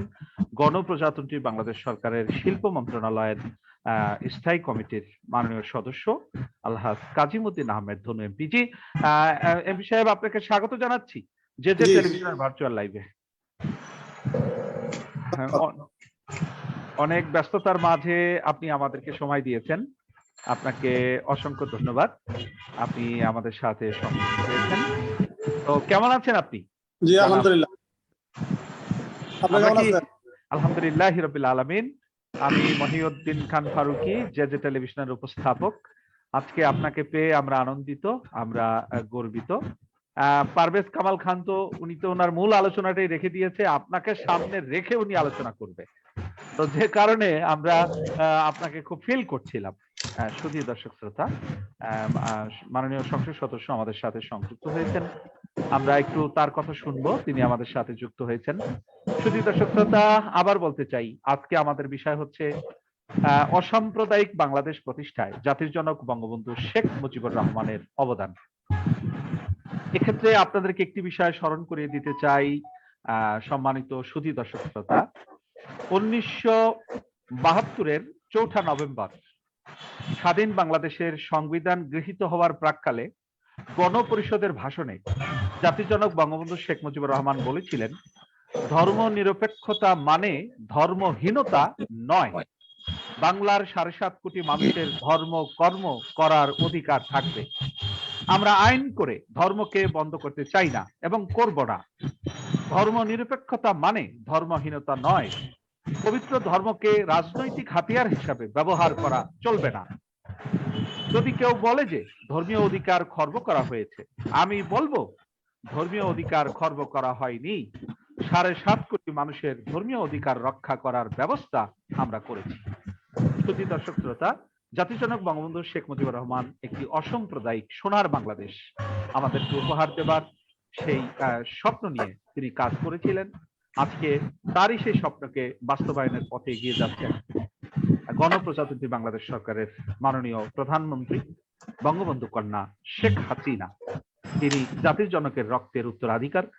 এ পর্যায়ে আমরা একজন প্রাজ্ঞ রাজনীতিবিদ আমাদের মাঝে পেয়েছি। শুধু দর্শক শ্রোতা, ময়মনসিংহ 11 আসনের মাননীয় সংসদ সদস্য, শিল্প মন্ত্রণালয় সম্পর্কিত স্থায়ী কমিটির সম্মানিত সদস্য আলহাজ কাজিম উদ্দিন আহমেদ ধনু, তিনি আমাদের সাথে সংযুক্ত হয়েছেন। মাননীয় সংসদ সদস্য, আজকের আলোচ্য বিষয়ের উপরে আপনার মূল্যবান আলোচনাটি আশা করছি। শুধু দর্শক শ্রোতা, মাননীয় এমপি। ধন্যবাদ। প্রথমেই শ্রদ্ধাভরে স্মরণ করছি হাজার বছরের শ্রেষ্ঠ বাঙালি, জাতির পিতা, বাংলাদেশের স্থপতি বঙ্গবন্ধু শেখ মুজিবুর রহমানকে। আমি স্মরণ করছি 2 লক্ষ শহীদ, 30 লক্ষ শহীদ, 2 লক্ষ মা বোন, যাদের রক্ত এবং সংগ্রামের বিনিময়ে আমরা বাংলাদেশের স্বাধীনতা পেয়েছি, তাদেরকে আমরা শ্রদ্ধাভরে স্মরণ করছি। আমরা স্মরণ করছি 15 আগস্টে জাতির জনক সহ বঙ্গমাতা সহ 15 আগস্টের সকল শহীদদের প্রতি শ্রদ্ধা জানাই। জাতীয় চার নেতা জেলখানার প্রকোষ্ঠে হত্যা হয়েছিল। আমি শ্রদ্ধা জানাই 2004 সালে যারা শ্রদ্ধা জানিয়ে আমি বলতে চাই, বঙ্গবন্ধু একটি নাম, প্রতিষ্ঠান, যে নেতার আঙ্গুল্লাহিনীতে সেই বাংলাদেশের মানুষ গর্জে উঠেছিল যুদ্ধে। সেই নেতা স্বপ্ন ছিল ক্ষুধামুক্ত, দারিদ্র মুক্ত, সন্ত্রাস মুক্ত একটি সুখী সমৃদ্ধশালী বাংলাদেশ প্রতিষ্ঠা করার স্বপ্ন ছিল। সেই স্বপ্নকে পরিণত করে 1975 সালের 15 আগস্ট সর্বশ্রেষ্ঠ বাঙালি জাতির পিতা বঙ্গবন্ধু শেখ মুজিবকে নির্মমভাবে সেই দেশীয় এবং আন্তর্জাতিক চক্রান্তে শিকার হয়েছিল সেই জাতির পিতা বঙ্গবন্ধু শেখ মুজিব। কুলাঙ্গার সেই দূষর সেদিন প্রত্যুষ যখন আজান হচ্ছিল মসজিদে, তখন বঙ্গবন্ধুকে এবং তার পরিবারের সকল সদস্যকে নির্মমভাবে হত্যা করেছিল। এই হত্যাটা চেয়েছিল যে বাংলাদেশের নামক যে রাষ্ট্র এই পৃথিবী থেকে মুছে দেওয়ার জন্য ষড়যন্ত্র করেছিল। এই স্বপ্ন তাদের বাস্তবায়ন হয় নাই। চেয়েছিল বঙ্গবন্ধুকে মানলে হয়তো বা চেতনা বিলম্বিত হবে, কিন্তু এটা তারা ব্যর্থ হয়েছে। বঙ্গবন্ধু সুযোগ্য কন্যা জননেত্রী শেখ হাসিনা 1981 সালে এই দেশে বাংলাদেশে এসে আওয়ামী লীগ হাল ধরে আওয়ামী লীগকে শোষণিত করে 1996 সালে আওয়ামী লীগ এই রাষ্ট্রীয় ক্ষমতা আসে। যারা সেদিন শিক্ষিত খুনি সেই 15 আগস্ট যে খুনি মুস্তাক জিয়ারা আইন করে হত্যার 15 আগস্টে যারা হত্যাকাণ্ড ঘটেছিল সেই হত্যাকাণ্ড বিচার করা যাবে না, যারা আইন করেছিল সেই আইন রহিত করে এই 15 আগস্টে হত্যাকাণ্ডের বিচার প্রক্রিয়া শুরু করেছিল। এবং 2008 সালে আবার বঙ্গবন্ধুর কন্যা আওয়ামী লীগের ক্ষমতা প্রতিষ্ঠিত হয়ে সেই বিচার করে ইতিমধ্যেই অধিকাংশ খুনিদের ফাঁসি হয়েছে এবং এখনো 2-1 খুনি যারা দেশে বাইরে রয়েছে তারা অচিরেই হয়তোবা তাদের নাগালে আছে, তারা হয়তোবা অচিরেই দেশে এনে তাদের বিচার সম্পন্ন করবে ইনশাল্লাহ। এটা খুব বেশি দূর নয়। আমি এই জন্য বঙ্গবন্ধুর কন্যা জননেত্রী শেখ হাসিনাকে আমরা আন্তরিক ধন্যবাদ জানাই। কিন্তু প্রধান বিষয় আমরা একজন শহীদ সন্তান হিসাবে, মুক্তিযোদ্ধার সন্তান হিসাবে আমরা প্রধানমন্ত্রীকে আমরা ধন্যবাদ জানাই, অভিনন্দন জানাই। আমাদের দেশ সমুদ্র বিজয় থেকে মহাকাশ বিজয়, পদ্মা সেতু, মেট্রো রেল সহ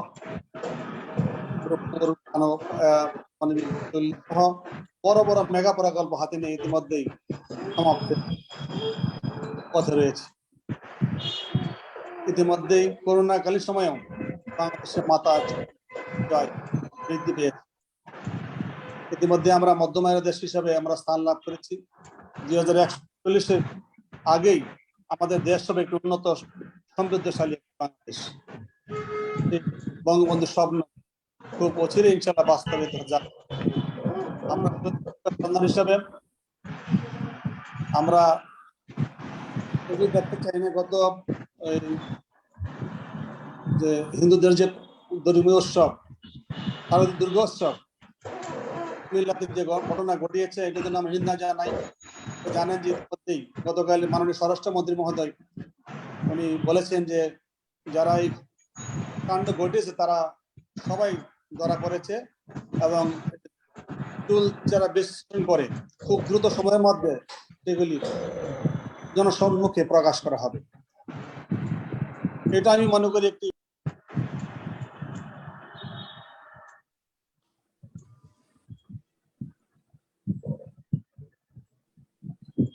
সুধী দর্শক শ্রোতা, শিল্প মন্ত্রণালয়ের স্থায়ী কমিটির সম্মানিত সদস্য ময়মনসিংহ 11 আসনের মাননীয় সংসদ সদস্য আলহাজ কাজীমুদ্দিন আহমেদ ধনু, তিনি আমাদের সাথে লাইভে সংযুক্ত ছিলেন এবং তার মূল্যবান আলোচনাটি তিনি উপস্থাপন করছিলেন। তার সংযোগটি সাময়িকভাবে বিচ্ছিন্ন হয়ে গেছে, তিনি চেষ্টা করছেন আমাদের সাথে সংযুক্ত হবার জন্য। সুধী দর্শক শ্রোতা, এ পর্যায়ে আমরা যাব পারভেজ কামাল খান, যিনি বঙ্গবন্ধুর নামে বিশ্ব বরেণ্য একটি মসজিদ নির্মাণের উদ্যোগ গ্রহণ করেছেন। আমরা তার কাছে বলবো যে আপনার অসমাপ্ত বক্তব্যটি আপনি উপস্থাপন করুন। আমরা অনুষ্ঠানের শেষ পর্বের দিকে চলে যাচ্ছি। সুধী দর্শক শ্রোতা, বাংলাদেশের রাজধানী ঢাকা, ঢাকার গুলশান থেকে জেজে টেলিভিশনের ভার্চুয়ালে সংযুক্ত রয়েছেন পারভেজ কামাল খান। জি প্লিজ। ফারুকী ভাই ধন্যবাদ। আমরা তো এমপি সাহেবকে পেলাম না। না, উনি আবার ঢুকে গেছেন, আপনি বলতে থাকুন। আচ্ছা আচ্ছা, তো এমপি সাহেবকে অনেক শুভেচ্ছা।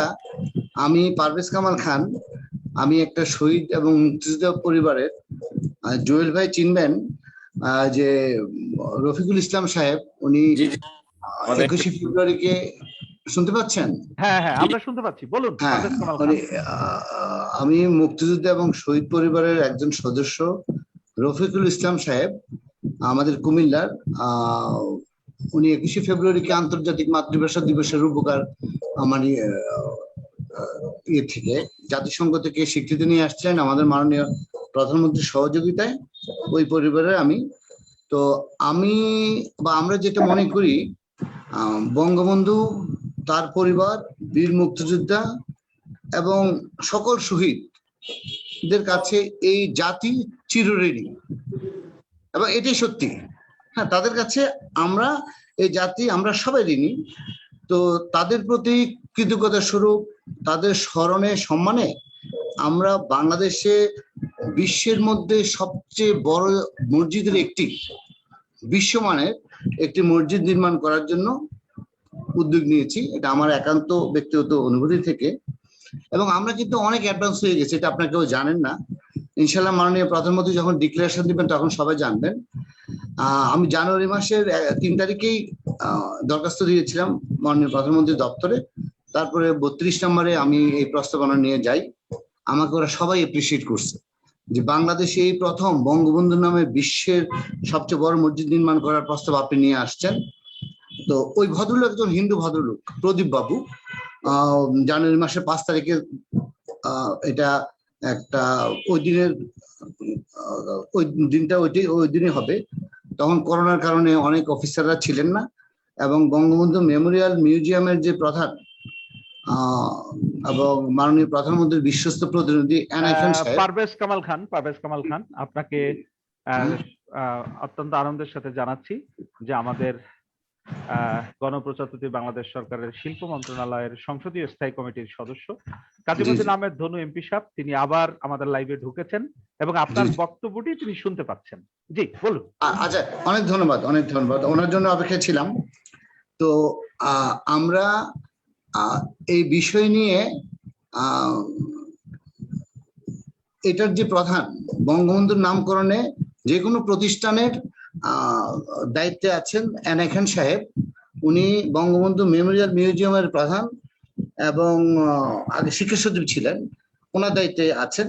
আমরা সবাই গিয়েছিলাম, আমরা আমাদের একটা ছোট কমিটি, এবং আমাদের ডক্টর কফিলউদ্দিন ইসলাম ফাউন্ডেশনের গভর্নর, উনি আমাদের কমিটিতে আছেন, এবং গোলাম মাওলা সাহেব, উনিও, ওনার সাথে আমরা এই ব্যাপারে অনেক আগে ডিসকাস করেছি, এবং আমাদের কাছ থেকে জানতে চেয়েছেন আপনারা এটা কেন করতে চাচ্ছেন।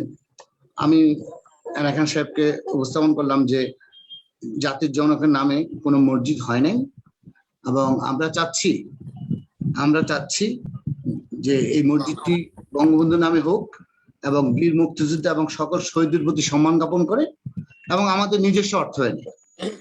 উনি বললেন নিজস্ব অর্থায়নে এটা করতে অনেক টাকা লাগবে। আমি ওই এবিলিটি আমাদের আছে, আমরা মুক্তিযোদ্ধা পরিবারের পক্ষ থেকে মাননীয় প্রধানমন্ত্রীকে একটা ফান্ড দেবো। উনি একটু অবাক হয়ে গেলেন, আবার ভালো করে বুঝলেন। আমি চিঠি কিন্তু আগে দিয়েছিলাম। আচ্ছা, আমাদের প্রস্তাবটা যে মাননীয় প্রধানমন্ত্রীর অ্যাকাউন্টে এই মসজিদটি করার জন্য বঙ্গবন্ধুর কন্যার কাছে, প্রধানমন্ত্রী হিসেবে না, বঙ্গবন্ধুর কন্যার কাছে আমরা একটা ফান্ড দেবো, এবং আমরা বলবো আপনার পিতা আমাদের জাতির জনকের কাছে আমরা ঋণী, ওনার এবং বীর মুক্তিযুদ্ধ এবং শহীদদের প্রতি সম্মান রেখে আমরা মসজিদটি করতে চাই।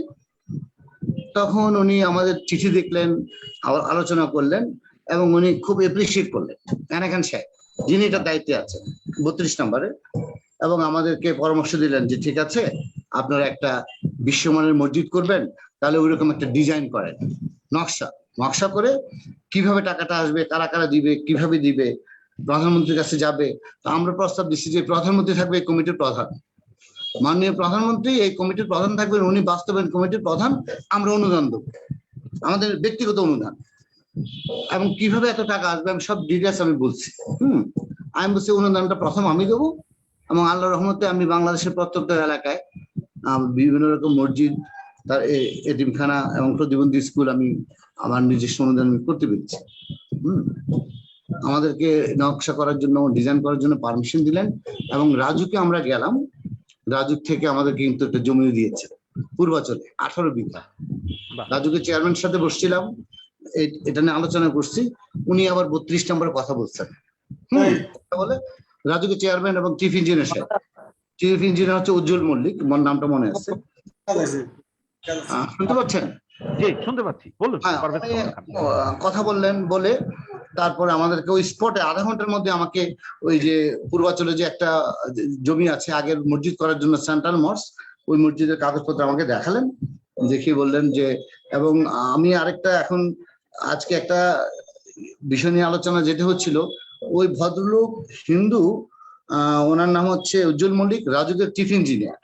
জি। উনি টেলিফোন করে 32 নম্বর আমার নাম্বার দিয়ে, আমার টেলিফোন দিয়ে, ওই জুলি ম্যাডাম, উনি হচ্ছেন এখানের অ্যাসিস্ট্যান্ট, বলছে ম্যাডাম এই মসজিদটি এই জায়গায় করলে খুবই সুন্দর হবে, এখানে পাশে লেক আছে, রাস্তা অনেক প্রশস্ত। উনি হিন্দু ভদ্রলোক, উনি আমাদের মসজিদের ব্যাপার নিয়েও দেখলাম যে খুব ইন্টারেস্ট নিয়ে, মানে হার্ডলি সিনসিয়ারলি ওনাকে অ্যাপ্রোচ করলেন, জুলি আপাকে 32 নম্বরের। তারপর আমাদেরকে কাগজপত্র বলার জন্য বলে যখন যা লাগে আমরা হেল্প করব, আমাদেরকে প্ল্যান কাগজপত্র দিয়ে দিয়েছেন। এবং এটা নিয়ে আমরা হাবিব ইকবাল, আপনারা নিশ্চয়ই চিনেন, আমাদের নগর পরিকল্পনাবিদ স্থপতি ইকবাল হাবিব, জি, ইকবাল হাবিব ভাই, যিনি হাতিরঝিল প্রকল্পর স্থপতি, বঙ্গবন্ধু মাজার কমপ্লেক্স ওনার দ্বারে আর কি, উনি এটা ডিজাইনের কাজ অলরেডি শুরু করে দিয়েছেন। উনি কাজ করতেছেন এটা।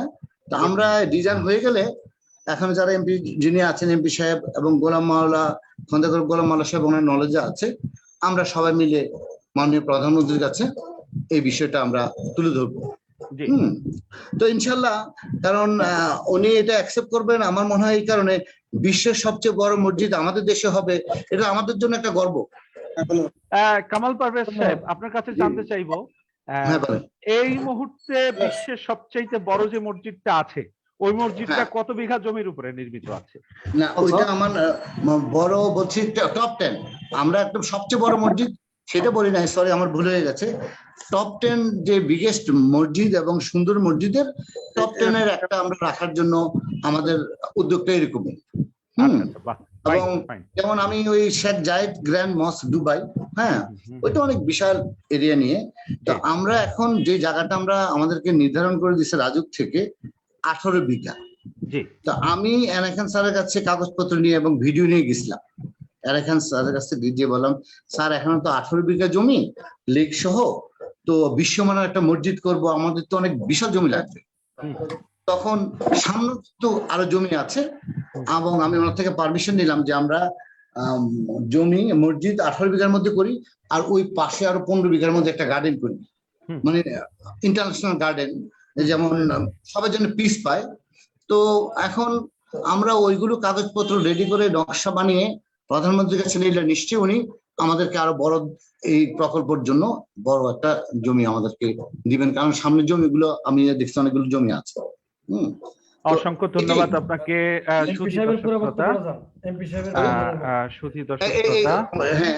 বক্তব্য একটু জানতে চাচ্ছি। আমরা খুবই আনন্দিত যে অত্যন্ত একটি ভালো খবর আজকে আমরা জানতে পারলাম।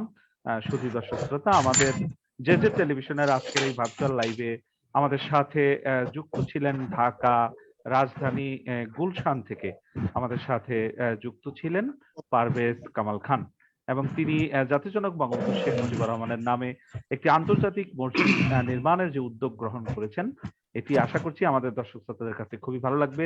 সুধী দর্শক শ্রোতা, আমাদের সাথে সংযুক্ত হয়েছেন গণপ্রজাতন্ত্রী বাংলাদেশ সরকারের শিল্প মন্ত্রণালয় সংক্রান্ত স্থায়ী কমিটির সম্মানিত সদস্য, ময়মনসিংহ 11 আসনের মাননীয় সংসদ সদস্য আলহাজ কাজিমুদ্দিন আহমেদ ধনু। মাননীয় এমপি, আমার একটি প্রশ্ন আছে ওনার কাছে। জনাব এনএস কিবরিয়া সাহেব, আজকের অনুষ্ঠানের সম্মানিত সভাপতি, বলুন।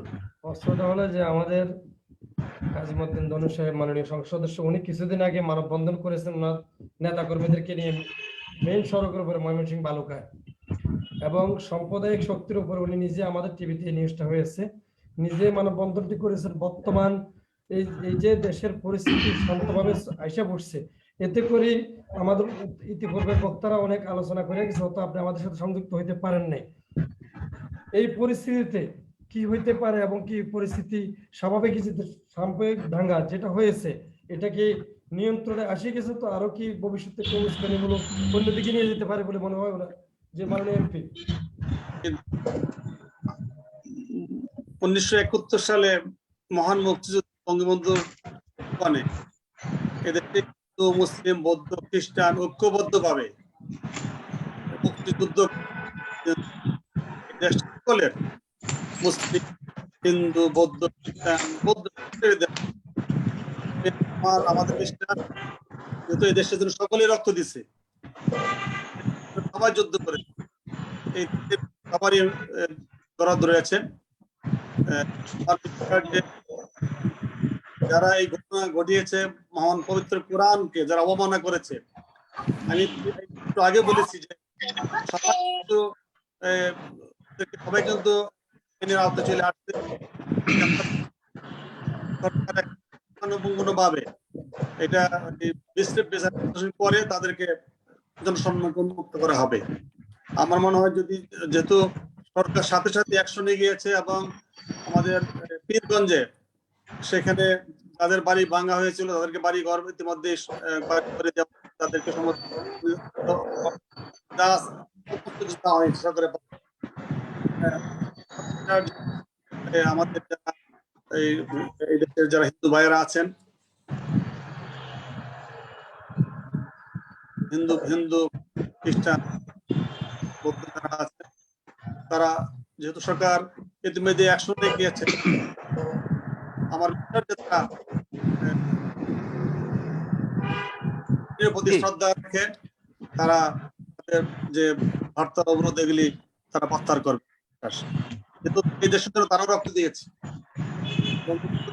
ঘোষণার সাথে সাথে আমি আমার ভালো কথা বলবো যে বঙ্গবন্ধুর আহ্বানে আমার মরহুম পিতা মুক্তিযুদ্ধে আস্থার পার্টি প্রধান দক্ষিণ ঢাকা সত্তরের 765 বর্গ কিলোমিটার এলাকা নিয়ে আমার আব্বা মুক্তিযুদ্ধ করছেন দেশে।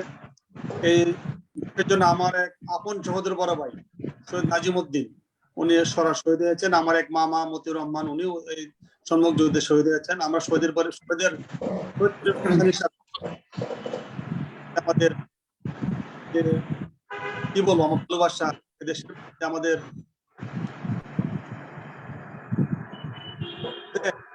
বলার না। আমি জানি যে আমরা কয়েকদিন আগে হিন্দু ভালো করে যারা হিন্দু বৌদ্ধ তাদের আমরা মানববন্ধন তাদের দাবির মধ্যে আমরা করেছি। যেহেতু সরকার ইতিমধ্যেই যারা এই ঘটনা ঘটিয়ে তাদেরকে গ্রেপ্তার করেছে, আমার বিশ্বাস যে তারা তাদের এই আন্দোলন।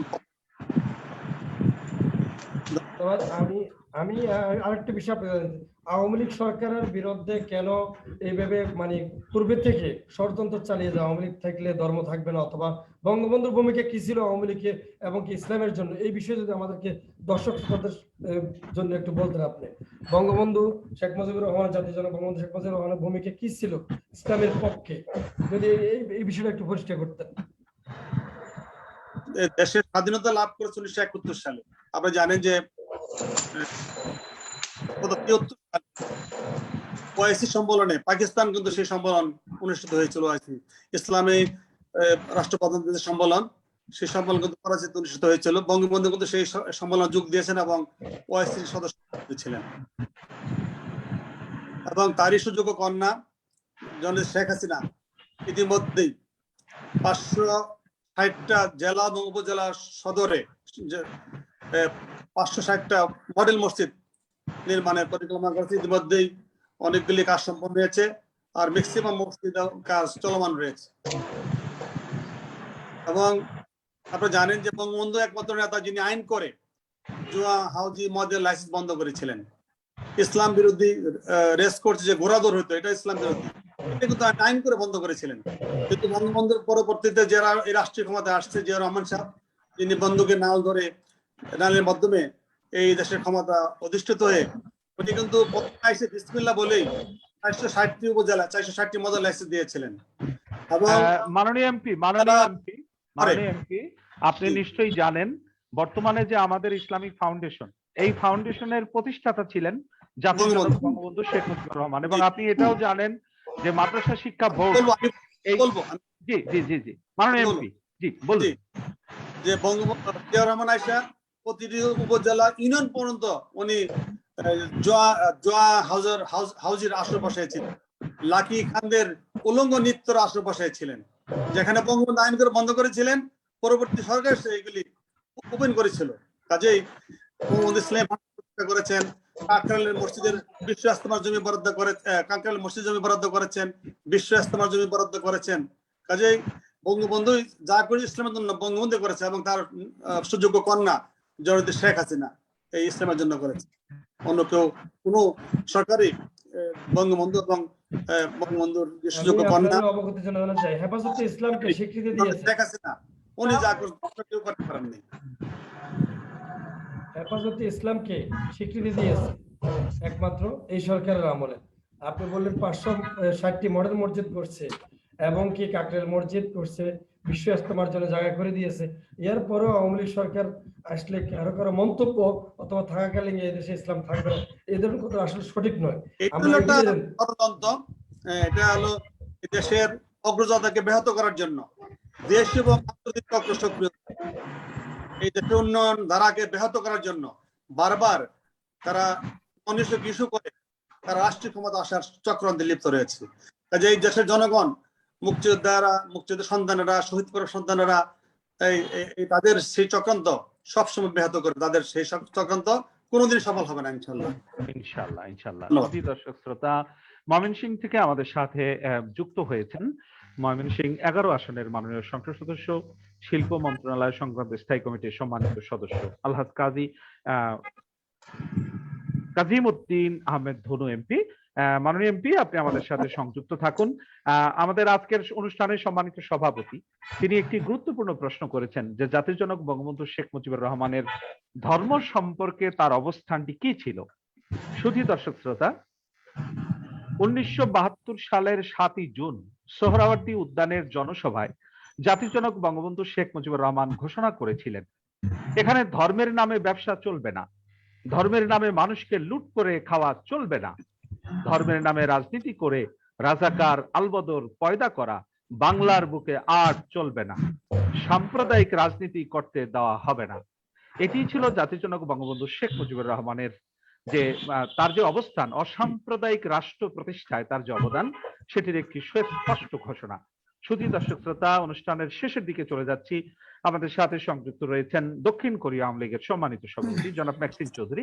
সংক্ষেপে আপনার কাছে জানবো আজকের এই আলোচ্য বিষয়ের উপরে আপনার সর্বশেষ বক্তব্য থাকুন। শুধু দর্শক শ্রোতা, দক্ষিণ কোরিয়া থেকে জনাব ম্যাক্সিম চৌধুরী। জি, ধন্যবাদ আপনাকে। দেখুন, আজকের টপিক ছিল আমাদের সাম্প্রদায়িক রাজনীতি এবং অসাম্প্রদায়িক বাংলাদেশ প্রতিষ্ঠায় জাতির জনকের অবদান। অনেক আলোচনা হয়েছে, সুন্দর আলোচনা করেছেন। আমাদের একটাই প্রত্যাশা, বাংলাদেশ হবে অসাম্প্রদায়িক একটি বাংলাদেশ, যে দেশে হিন্দু, বৌদ্ধ, খ্রিস্টান আমরা সবাই মিলেমিশে থাকবো। আর আমাদের এই মিলের ভিতরে যারা অমিল সৃষ্টি করতে চায়, আমাদের এই মিলকে যারা ভেঙে দিতে চায়, সেই ষড়যন্ত্রকারীদেরকে আমাদের সবাইকে মিলে চিহ্নিত করতে হবে। কারণ এটা কোনো ধর্মের জন্য কাম্য নয়, এটা মুসলমানদের জন্য নয়, হিন্দুদের জন্য নয়, বৌদ্ধদের জন্য নয়। কারণ এই দেশটা আমাদের সবার, এই দেশে আমরাই থাকবো। আমরা উদ্বাস্তু হয়ে অন্য দেশে যাব, আমাদের মূল্য থাকবে না, কারো কাম্য নয় যে আমরা। সুতরাং এই যে ঘটনাটি কুমিল্লাতে হলো এবং সেখানে যে ধরনের অপপ্রচার হচ্ছে এবং সেটাকে নিয়ে সরকারের ও স্থানীয় এমপিদেরকে নিয়ে পর্যন্ত যে ধরনের আলোচনা হয়েছে, সেটা কখনোই বাংলাদেশের আমরা কেউ কাম্য আশা করি না। আমরা চাই এটা সঠিক সমাধান হোক, সুন্দর সমাধান হোক।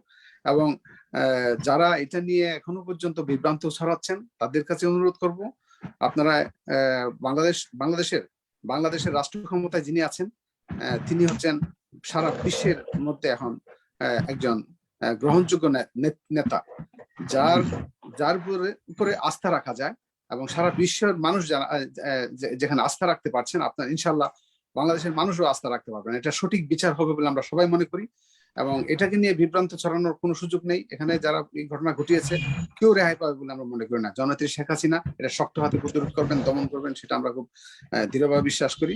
এবং আমরা সবাই আগামী দিনে এই জননেত্রী শেখ হাসিনার সাথকে আরো শক্তিশালী করে বাংলাদেশকে একটি নির্ভরযোগ্য রাষ্ট্র হিসেবে গড়ে তোলার জন্য আমরা সবাই ঐক্যবদ্ধভাবে জননেত্রী শেখ হাসিনার হাতকে শক্তিশালী করব। এই হোক আমাদের প্রত্যাশা। আজকে জেজে টিভির দর্শক, আপনাদের সবার কাছে প্রত্যাশা, আসুন আমরা বাংলাদেশের আপনার সেবক হিসেবে, যিনি আপনার সেবা করছেন, যিনি আপনার অধিকারের নিশ্চয়তা দিয়ে যাচ্ছেন, আপনারা সবাই এবং আপনার যে অধিকার বাংলার মাটিতে আপনি জন্মগ্রহণ করে যেটা আপনার প্রাপ্য, সেই কাজ যিনি করে যাচ্ছেন, তাকে আপনারা সহযোগিতা করুন। এটাই হলো আমাদের দক্ষিণপুর আওয়ামী লীগের পরিবারের পক্ষ থেকে, আমার ব্যক্তিগত পরিবারের পক্ষ থেকে প্রত্যাশা। মাননীয় এমপি মহোদয়কে বলবো, আমরা আসুন বাংলাদেশে মানুষকে আরো সচেতন করতে হবে ধার্মিক ভাবে। আমরা ধর্মীয় ভাবে শিক্ষা হতে চাই, কিন্তু আমরা ধর্মীয় মূর্খতা আমরা লালন করতে চাই না। আসুন আমরা সবাই ধর্মকে সঠিকভাবে জানি। এই হোক আমাদের আলোচনা। সবাইকে ধন্যবাদ। আজকের আলোচনা সবাইকে আমার পক্ষ থেকে শুভেচ্ছা। আসসালামু আলাইকুম। জনাব আচ্ছা, ফারুকী ভাই, ফারুকী ভাই, হ্যাঁ ভাই, আমি তো আমাদের মাননীয় এমপি সাহেবের কাছ থেকে একটা কমেন্ট শুনতে চাচ্ছিলাম। আমরা যে উদ্যোগটা নিয়েছি এই ব্যাপারে ওনার মন্তব্যটা, এটার অপেক্ষায় ছিলাম আর কি। এইটা নিশ্চয়ই হবে ইনশাল্লাহ। আমাদের অনলাইনে না হলে অফলাইনেও হবে, অসুবিধা নেই। সুধী দর্শক শ্রোতা, হযরত সুফিয়ান ইবনে সালিম রাদিয়াল্লাহু আনহু বলেন, রাসূল সাল্লাল্লাহু আলাইহি সাল্লাম বলেছেন, জেনে রেখো, কোন মুসলমান যদি অমুসলিম নাগরিকের উপর নির্যাতন নিপীড়ন করে, তার কোনো অধিকারের উপর হস্তক্ষেপ করে, তার কোনো জিনিস বা সহায় সম্পদ জোরপূর্বক কেড়ে নেয়, তবে কিয়ামতের দিন আল্লাহর বিচারের কাঠগড়ায় আমি মুহাম্মদ সাল্লাল্লাহু আলাইহি ওয়াসাল্লাম তাদের বিপক্ষে, অমুসলিমদের পক্ষে অবস্থান করব। কি মারাত্মক কথা! লক্ষ্য করুন, রাসূল করিম সাল্লাল্লাহু আলাইহি ওয়াসাল্লাম বলেছেন, কোন মুসলমান কোন অমুসলিম নাগরিকের উপরে অন্যায়ভাবে তাদের কোন সহায় সম্পদ কেড়ে নেয় জোরপূর্বক, রাসূল সাল্লাল্লাহু আলাইহি ওয়াসাল্লাম নিজে হাসরের ময়দানে ওই অমুসলিমের পক্ষে চলে যাবেন, মুসলমানের বিপক্ষে চলে যাবেন। মাশাআল্লাহ, মাশাআল্লাহ, মাশাআল্লাহ। সুধী দর্শক শ্রোতা, আমাদের যে ইসলাম কত সুন্দর কথা বলে। আমরা দেখতে দেখতে অনুষ্ঠানের একেবারে শেষ পর্যায়ে চলে আসছি। মোহাম্মদ তারিকুর রহমান জুয়েল, আমরা আন্তরিকভাবে দুঃখ প্রকাশ করছি, রাত প্রায় 11টা বাজে। লাইভটি আর লম্বা করতে চাই না, অনুষ্ঠানের একেবারে শেষ পর্যায়ে আমরা চলে যেতে চাই। আজকের অনুষ্ঠানের সম্মানিত সভাপতি জনাব এনএস কিবরিয়া, আজকে জেজে টেলিভিশনের এই ভার্চুয়াল লাইভে গোটা অনুষ্ঠান জুড়ে আপনি সভাপতিত্ব করেছেন। আমি কি বলতে পারি? জি জি, বলুন বলুন। তারিকুর রহমান জুয়েল, সবাই কি আছেন? জি, সবাই আছে, সবাই আছে। ধন্যবাদ। কুমিল্লার যে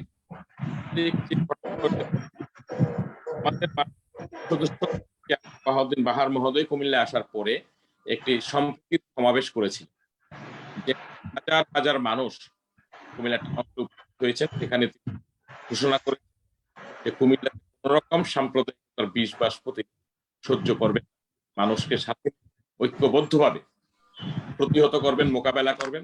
তারপরে কুমিল্লা একেবারেই শান্ত হয়েছে। এখন কুমিল্লা পুরোপুরি শান্ত। আমাদের মাননীয় প্রধানমন্ত্রী জননেত্রী শেখ হাসিনা যখন ঘোষণা দিয়েছেন, এই ঘটনার সাথে যারা জড়িত তাদেরকে কোনোভাবেই ছাড় দেওয়া হবে, দৃষ্টান্তমূলক শাস্তির তিনি আশ্বাস দিয়েছেন। আমার মনে হয় যে এরপরে আর এই বিষয় হবে না। তো আমি আজকে যে ব্যাপারটা বলবো, এই বিষয়টা কিন্তু সম্পূর্ণ আপনার একটা রাজনৈতিক ইস্যু। আরেকদিন আমাদের অস্ট্রেলিয়া রাতের 4টা বেজে গেছে, আমার অতিথিরা কষ্ট পায়, রাতে 4টা বেজে গেছে। আমি লম্বা করতে চাচ্ছি না। দক্ষিণ কোরিয়া রাতের প্রায় মনে হয় যে 2টা বাজে। আমার অতিথিরা অনেক কষ্ট করতেছে, আমি আন্তরিকভাবে দুঃখিত। অস্ট্রেলিয়া 5টা বাজতেছে, কিন্তু দক্ষিণ কোরিয়া বাজে 2টা। ভাই, একটি বিষয় শুধু আমি একটু বলি, 30 সেকেন্ড লাগবে। এটা হলো আমাদের নবী করিম সাল্লাল্লাহু আলাইহি ওয়াসাল্লাম বিদায় হজের ভাষণে কিন্তু পরিষ্কার বলেছেন যে তোমরা ধর্ম নিয়ে বাড়াবাড়ি করিও না, নিজের ধর্ম অন্যের উপর চাপিয়ে দেওয়ার চেষ্টা করিও না। তারপরেও তারা ধর্ম তুলে আমাদের কাজগুলি, এটা সম্পূর্ণ রাজনৈতিক এবং পিছনের দরজা দিয়ে ক্ষমতায় দেওয়ার জন্য বাংলাদেশের মানুষকে ভুল বুঝিয়ে ঘোলা জলে মাছ শিকার করার জন্য আজকে যেই 71-এর পরাজিত শক্তি জামাত বিএনপি বিদেশি প্ররোচনায় আমাদের বাংলাদেশের উন্নয়নের স্পষ্ট পরশ্রী কাতর হয়ে যারা আজকে মর্মবেদনায় ভুগছেন। আজকে বাংলাদেশের অর্থনীতি দক্ষিণ এশিয়ার মধ্যে সবার উপরে। এই অর্থনীতিকে ধ্বংস করার জন্য জননেত্রী শেখ হাসিনার নেতৃত্বে বাংলাদেশ এগিয়ে, এটা যারা সহ্য করছে না তারাই আজকে এই সাম্প্রদায়িক অপশক্তির মাধ্যমে বাংলাদেশের এই অশান্তির বিষ বাষ্প বপন করছেন, নিঃশ্বাস ফেলছেন। 71-এর পরাজিত শক্তি ইনশাল্লাহ জাতির জনকতা জননেত্রী শেখ হাসিনার নেতৃত্বে এই বাংলাদেশ এগিয়ে যাবে দুর্বার গতিতে। সবাই ধন্যবাদ। জয় বাংলা, জয় বঙ্গবন্ধু। একদম ফিনিশিং বক্তব্য। আমরা অস্ট্রেলিয়া, উনি অনেক কষ্ট করে ঘুম মাইরে বসে আছেন, ফিনিশিং বক্তব্য ওনার কাছে আমরা শুনবো। আমাদের অধ্যাপক মোল্লা রাশিদুল হক চন্দন।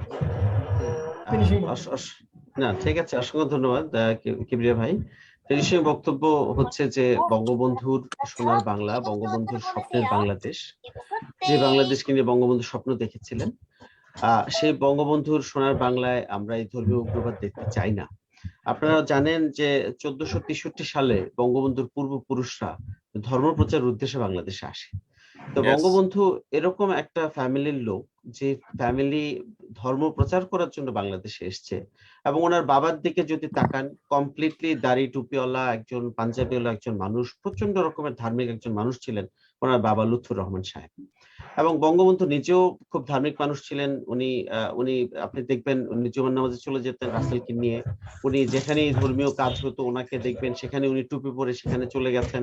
হযরত শাহজালাল রহমতুল্লাহ মাজার জিয়ারত করতে চলে গেছেন, ঈদগায় চলে গেছেন। হ্যাঁ, এবং সমস্ত যারা এখানে অতিথি আসছেন সবাই কিন্তু সামারাইজ করেছেন যে আপনার ইসলামিক ফাউন্ডেশন থেকে শুরু করে, তারপর কাকরাইল মসজিদ থেকে শুরু করে, বিশ্ব ইস্তেমার জায়গা থেকে শুরু করে, মাদ্রাসা শিক্ষা বোর্ড, তারপর হচ্ছে হজের জন্য কর মওকুফ। পাকিস্তান আমলে কিন্তু হজের কর মওকুফ ছিল না, উনি কর মওকুফ করেছেন। তারপরে হচ্ছে যে যখন বাংলাদেশকে সৌদি আরব স্বীকৃতি দেয় নাই, তখন হাজিরা হজ করতে যাইতে পারতো না। উনি ইন্ডিয়ার সাথে একটা চুক্তি করে হাজিদেরকে ইন্ডিয়ার মাধ্যমে উনি কিন্তু সৌদি আরবে হজ করতে পাঠাইছেন। তারপরে হচ্ছে উনি সর্বতভাবে চেষ্টা করছেন যে ইসলামিক ওয়ার্ল্ডের সাথে কানেক্টেড হইতে, কিন্তু পাকিস্তানের কারণে উনি পারেন নাই। সর্বশেষ 1974 সালে গিয়ে ওআইসির সদস্য হওয়ার মাধ্যমে উনি জাতিসংঘেরও উনি সদস্যপদ লাভ করেন। পরবর্তীতে ইসলামিক কান্ট্রিগুলোকে উনি পার্সু করেন। এবং 1973 সালে কিন্তু যখন এই যে ইসরায়েলের সাথে আরব বিশ্বের যে যুদ্ধ হয়, তখন কিন্তু উনি আরব দেশে সমর্থন দিয়েছেন এবং সেখানে 28 সদস্যের মেডিকেল টিম পাঠিয়েছেন এবং সেখানে কিন্তু তাদেরকে টাকা পয়সা দিয়ে সাহায্য করেছেন। তো মুসলিম বিশ্বের সাথে উনি একদিকে যেরকম সম্পর্ক স্থাপন করেছেন এবং আরেকদিকে উনি অসাম্প্রদায়িক একটা বাংলাদেশ গঠনের জন্য চেষ্টা করেছেন। তো সব দিক থেকে বঙ্গবন্ধু যেরকম একটা আইডিয়াল একটা যেটাকে বলে একটা ব্যালেন্স করে উনি চলেছেন, জননেত্রী শেখ হাসিনাও সেভাবে চলার চেষ্টা করছেন। তো সেই ব্যালেন্সটা যারা ভাঙার চেষ্টা করছে, যারা সাম্প্রদায়িক বাংলাদেশ বানানোর চেষ্টা করছে বা ধর্মকে অস্ত্র হিসেবে ব্যবহার করে ক্ষমতা স্বপ্ন দেখছে, তাদের উদ্দেশ্যে আমরা বলতে চাই যে এই শেখ হাসিনার বাংলাদেশে এই সাম্প্রদায়িক সম্প্রীতি আপনারা নষ্ট করতে পারবেন না। শুধু চেষ্টা করে কিছু লোকের জীবন হানি করতে পারবেন, এর চেয়ে বেশি কিছু আপনারা করতে পারবেন না। তো আমি বাংলাদেশের মানুষের প্রতি আবারও অনুরোধ থাকবে যে চিলে কান নিয়ে গেছে শুনে ঝাঁপ দিয়ে পড়বেন না, শুধু এই ধর্মীয় সহিংসতা আপনারা করবেন না, মানুষের জীবন নিজেদের হাতে নেবেন না।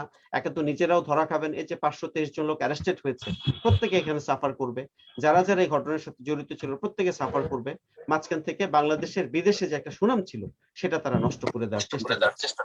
তো আমি আবারও আশা করব যে বাংলাদেশে আমরা সবাই সম্প্রীতির সাথে থাকবো। জননেত্রী শেখ হাসিনার নেতৃত্বে আমরা যে উন্নয়নের দিকে এগিয়ে যাচ্ছি সেই উন্নয়ন অব্যাহত থাকবে এবং বাংলাদেশ আওয়ামী লীগ বাংলাদেশকে নেতৃত্ব দিয়ে সেই উন্নয়নের ধারায় ধাবিত করবে। এই বলে আমি বক্তব্য শেষ করছি। জয় বাংলা, জয় বঙ্গবন্ধু, বাংলাদেশ চিরজীবী। বাহ, অসংখ্য ধন্যবাদ আপনাকে। শুধু দর্শক শ্রোতা, অনুষ্ঠানের একেবারে শেষ পর্যায়ে সর্বশেষ যে কথাটি বলবো, রাসূল করিম সাল্লাল্লাহু আলাইহি সাল্লামের সামনে দিয়ে একজন ইহুদির লাশ নিয়ে যাওয়া হচ্ছিল। ইহুদির লাশ। রাসূল করিম সাল্লাল্লাহু আলাইহি সাল্লাম এই লাশের সম্মানে বসার থেকে দাঁড়িয়ে গেলেন। একজন সাহাবী জাবের রাদিয়াল্লাহু আনহু বলেন, ইয়া রাসূলুল্লাহ, আপনি যে দাঁড়াইলেন, এ তো কোনো মুসলমানের লাশ না, এটা তো ইহুদির লাশ। রাসূল করিম সাল্লাল্লাহু আলাইহি সাল্লাম বললেন, সে কি মানুষ নয়? সে তো মানুষ। সুতরাং আমরা এই পৃথিবীতে 700 কোটি মানুষ আছি, সবার আগে আমাদের পরিচয় আমরা মানুষ। এই আদর্শই রাসূল আমাদেরকে শিক্ষা দিয়েছেন। শুধু দর্শক শ্রোতা, যে আদর্শ ধারক এবং বাহক হয়ে আমাদের মাঝে জাতির জনক বঙ্গবন্ধু শেখ মুজিবুর রহমানের আবির্ভাব হয়েছিল। আসুন সাম্প্রদায়িক সম্প্রীতি রক্ষায় আমরা যার যার অবস্থান থেকে গুরুত্বপূর্ণ ভূমিকা পালন করি। সর্বশেষ এনএস কিবরিয়া সাহেব তিনি তার সভাপতির বক্তব্য 1 মিনিটে রেখে অনুষ্ঠানটি তিনি সমাপ্ত ঘোষণা করছেন। শুধু দর্শক শ্রোতা, জেজে টেলিভিশনের এমডি জনাব এনএস কিবরিয়া। ধন্যবাদ। আমাদের সকল অতিথিবৃন্দ অনেক কষ্ট করে, যেমন আমি বলছিলাম আমাদের অধ্যাপক মোল্লা রাশিদুল হক চন্দন, উনি চাঁদপুরের কিছু সন্তান, চাঁদপুরের যে ঘটনাটা ঘটেছে এই জন্য ওনার থেকে আমি শুনতে চাইছি। চাঁদপুরে আমাদের 5 জন মানুষ মারা গেছে, উনি চাঁদপুরের কিছু সন্তান, এই জন্য ওনার এই মুখে আমরা এগুলো শুনতে চাইছি। উনি যে ব্যাখ্যাটা দিয়ে এলেন, উনি ইসলামের ব্যাখ্যা দিয়ে গেলেন, মানুষকে শান্তভাবে কিভাবে মানুষ মোকাবিলা করতে হবে এই কথাগুলি শোনার জন্য আমি ওনাকে শুনতে চাইছি। ইসলাম একটি শান্তির ধর্ম। যদি বলতে যায় ইসলাম অর্থাৎ শান্তি। যদি আমরা শান্তিটাকে অশান্তি সৃষ্টি করি, এটাকে শান্তি বলে না। ইসলাম শান্তির ধর্ম, শান্তিভাবে দাওয়াত দিয়ে গেছে নবী রাসূলরা। আমরা যদি ওইটাকে ফলো করি, ওইটাকে লক্ষ্য করি, তাহলে আমরা শান্তিতে থাকতে পারবো। আর যদি কোনো আমরা এটাকে বিশৃঙ্খলা করি, আরো কিছু ঘটনার দিকে টেনে নিয়ে যাই, এটা আমাদের কখনো শান্তি দিতে পারবে না। আমরা শান্তির লক্ষ্য উদ্দেশ্যে পৌঁছতেও পারবো না। মানুষ সৃষ্টির সেরা জীব, 18,000 মানুষ মাখলুকাতের সৃষ্টির শ্রেষ্ঠ জীব হলে মানুষ। একটু আগে বলেছিলেন আমাদের উপস্থাপক, রাসূলুল্লাহের সামনে দেখুন ইহুদির লাশ নিয়ে যাচ্ছে, উনি উঠে দাঁড়ায় গেলেন। আল্লাহ বলছে সৃষ্টির শ্রেষ্ঠ জীব হলো মানুষ। মানুষকে যে সম্মান দিবে, মানুষকে যে ইজ্জত করবে, মানুষকে যে তার ভালোবাসা দিবে, সেই তো আল্লাহর কাছে সম্মানিত, সে তো আল্লাহর কাছে সবচেয়ে বড়। এই বলে আজকে আমাদের এই অনেকক্ষণ এই আলোচনা হয়েছে, শুধু আপনাদের বোঝার অথবা কিছু দেওয়ার জন্য, অথবা আপনাদের শেখার জন্য, জানার জন্য। এই জন্য আপনাদেরকে এত কষ্ট করে আমরা হাজির করেছি। এই অস্ট্রেলিয়া থেকে দেখো, ওই দক্ষিণ কোরিয়া থেকে, বিভিন্ন প্রান্ত থেকে মানুষ আমাদের সাথে, যারা ইটালি থেকে সংযুক্ত হয়েছেন, সকলকে এত কষ্ট করে আমাদের সাথে সংযুক্ত হওয়ার জন্য অসংখ্য অসংখ্য ধন্যবাদ জানাচ্ছি। তার কারণ এই জন্য আপনাদের থেকে মানুষ শিখতে চায়, আপনাদের থেকে মানুষ জানতে চায়। কাজীমুদ্দিন দনু সাহেব মাননীয় বিষয়ে আমার সংযুক্ত হয়েছেন, সম্ভবত কিছু বলতে চাচ্ছেন। আমরা ওনাকে একটু সর্বশেষ মাননীয় এমপি কাজীমুদ্দিন আহমেদ দনু, আমরা অনুষ্ঠানের শেষ পর্যায়ে চলে আসছি। এই অসাম্প্রদায়িক শক্তি এবং কি অসাম্প্রদায়িক বাংলাদেশ গড়ার প্রতিষ্ঠা বঙ্গবন্ধু শেখ মুজিবুর রহমান কি বলে গেছেন, এই আদর্শ নীতির উপর আমরা চলার জন্য সর্বশেষ আপনার কাছে ফিনিশিং বক্তব্য, অনুষ্ঠানের একবারে শেষ পর্যায়ে মাননীয় এমপি জনাব কাজীমুদ্দিন আহমেদ দনু, ময়মনসিংহ 11, সর্বশেষ কথা আপনার কাছে শুনবো। অনুষ্ঠান থেকে আমরা বিদায় নিব। ধন্যবাদ। বঙ্গবন্ধু ছিলেন অসাম্প্রদায়িক।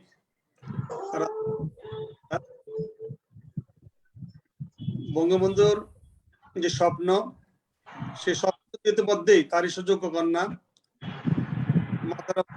বঙ্গবন্ধু শেখ হাসিনা ইতিমধ্যে শুরু করেছেন। আপনি জানেন যে এদেশে কওমি আলেমদের দাবি ছিল স্বতন্ত্র ইসলামী বিশ্ববিদ্যালয় প্রতিষ্ঠা করা। এটা কিন্তু ইতিমধ্যে উনি প্রতিষ্ঠা করেছেন। যে স্বীকৃতি, দাওরা হাদিসকে আমি পাশের মর্যাদা দিতে হবে, এটা কিন্তু উনি আমাদের প্রধানমন্ত্রীর সুযোগ শেখ হাসিনা ইতিমধ্যে এটা ওনাদের দাবি মেনে নিয়েছেন। তারপরে পর্যায়ক্রমে কওমি মাদ্রাসাকে, কওমি মাদ্রাসা সরকারি ভাবে শিক্ষকদের যে বেতন, সেগুলি ইতিমধ্যে বাস্তবায়ন হতে শুরু করেছে। কাজেই এই দেশটা কি ছিল আর কোথায় নিয়ে আসছেন আমাদের মাননীয় প্রধানমন্ত্রী জননেত্রী শেখ, এই বঙ্গবন্ধুর যে স্বপ্ন, সেইগুলি কিন্তু ইতিমধ্যে উনি বাস্তবায়ন করে যাচ্ছেন এবং অনেকগুলি করে ফেলেছেন। বাংলাদেশ একটি ধর্মীয় সম্প্রীতির দেশ। এদেশে হিন্দু, বৌদ্ধ, খ্রিস্টান ঐক্যবদ্ধভাবে আসছেন। তারা কর্ম তারা স্বাধীনভাবে পালন করবে, করি। এখানে কোনো ধরনের ছোট করা হয় না। আপনি জানেন যে ইতিমধ্যে এই বছরও সাড়ে দুর্গোৎসবে মাননীয় প্রধানমন্ত্রী প্রতিটি পূজা মণ্ডপে কিছু করে চা, তারপরে বিভিন্ন ভাবে ধর্ম মন্ত্রণালয় থেকে মসজিদ, মন্দির, পাগোড়ার তাদের বরাদ্দ দিয়ে যাচ্ছেন। এগুলি বঙ্গবন্ধুর স্বপ্ন, সেই কিন্তু মাননীয় প্রধানমন্ত্রী বাস্তবায়ন করে যাচ্ছেন। আমার বিশ্বাস একটি ধর্মীয় সম্প্রীতির দেশ। এদেশে সকলে মিলেমিশে আমরা এই দেশটাকে, আমরা বঙ্গবন্ধুর যে সোনার স্বপ্ন ছিল, ক্ষুধামুক্ত, দারিদ্র্যমুক্ত একটি সুখী সমৃদ্ধশালী সোনার বাংলা প্রতিষ্ঠা করা, আসুন সকলে মিলে আমরা বঙ্গবন্ধুর স্বপ্নকে বাস্তবায়ন করি। তাহলেই বঙ্গবন্ধুর স্বপ্ন, বঙ্গবন্ধুর যে স্বপ্ন, সেটি ইনশাল্লাহ পূরণ হবে। এই কথাতেই আপনাদের সকল কামনা করে অনেক গুণীজন আজকের এই অনুষ্ঠানে হয়েছেন, অনুষ্ঠানকে সার্থক করেছেন। আমি ব্যক্তিগতভাবে সকলের সুস্বাস্থ্য দীর্ঘ কামনা করে সকলকে ধন্যবাদ জানিয়ে আমি আমার এখানে শেষ করলাম। জয় বাংলা, জয় বঙ্গবন্ধু, বাংলাদেশ চিরজীবী। জয় বাংলা, অসংখ্য জয় ধন্যবাদ বঙ্গবন্ধু। মাননীয় সংসদ সদস্য।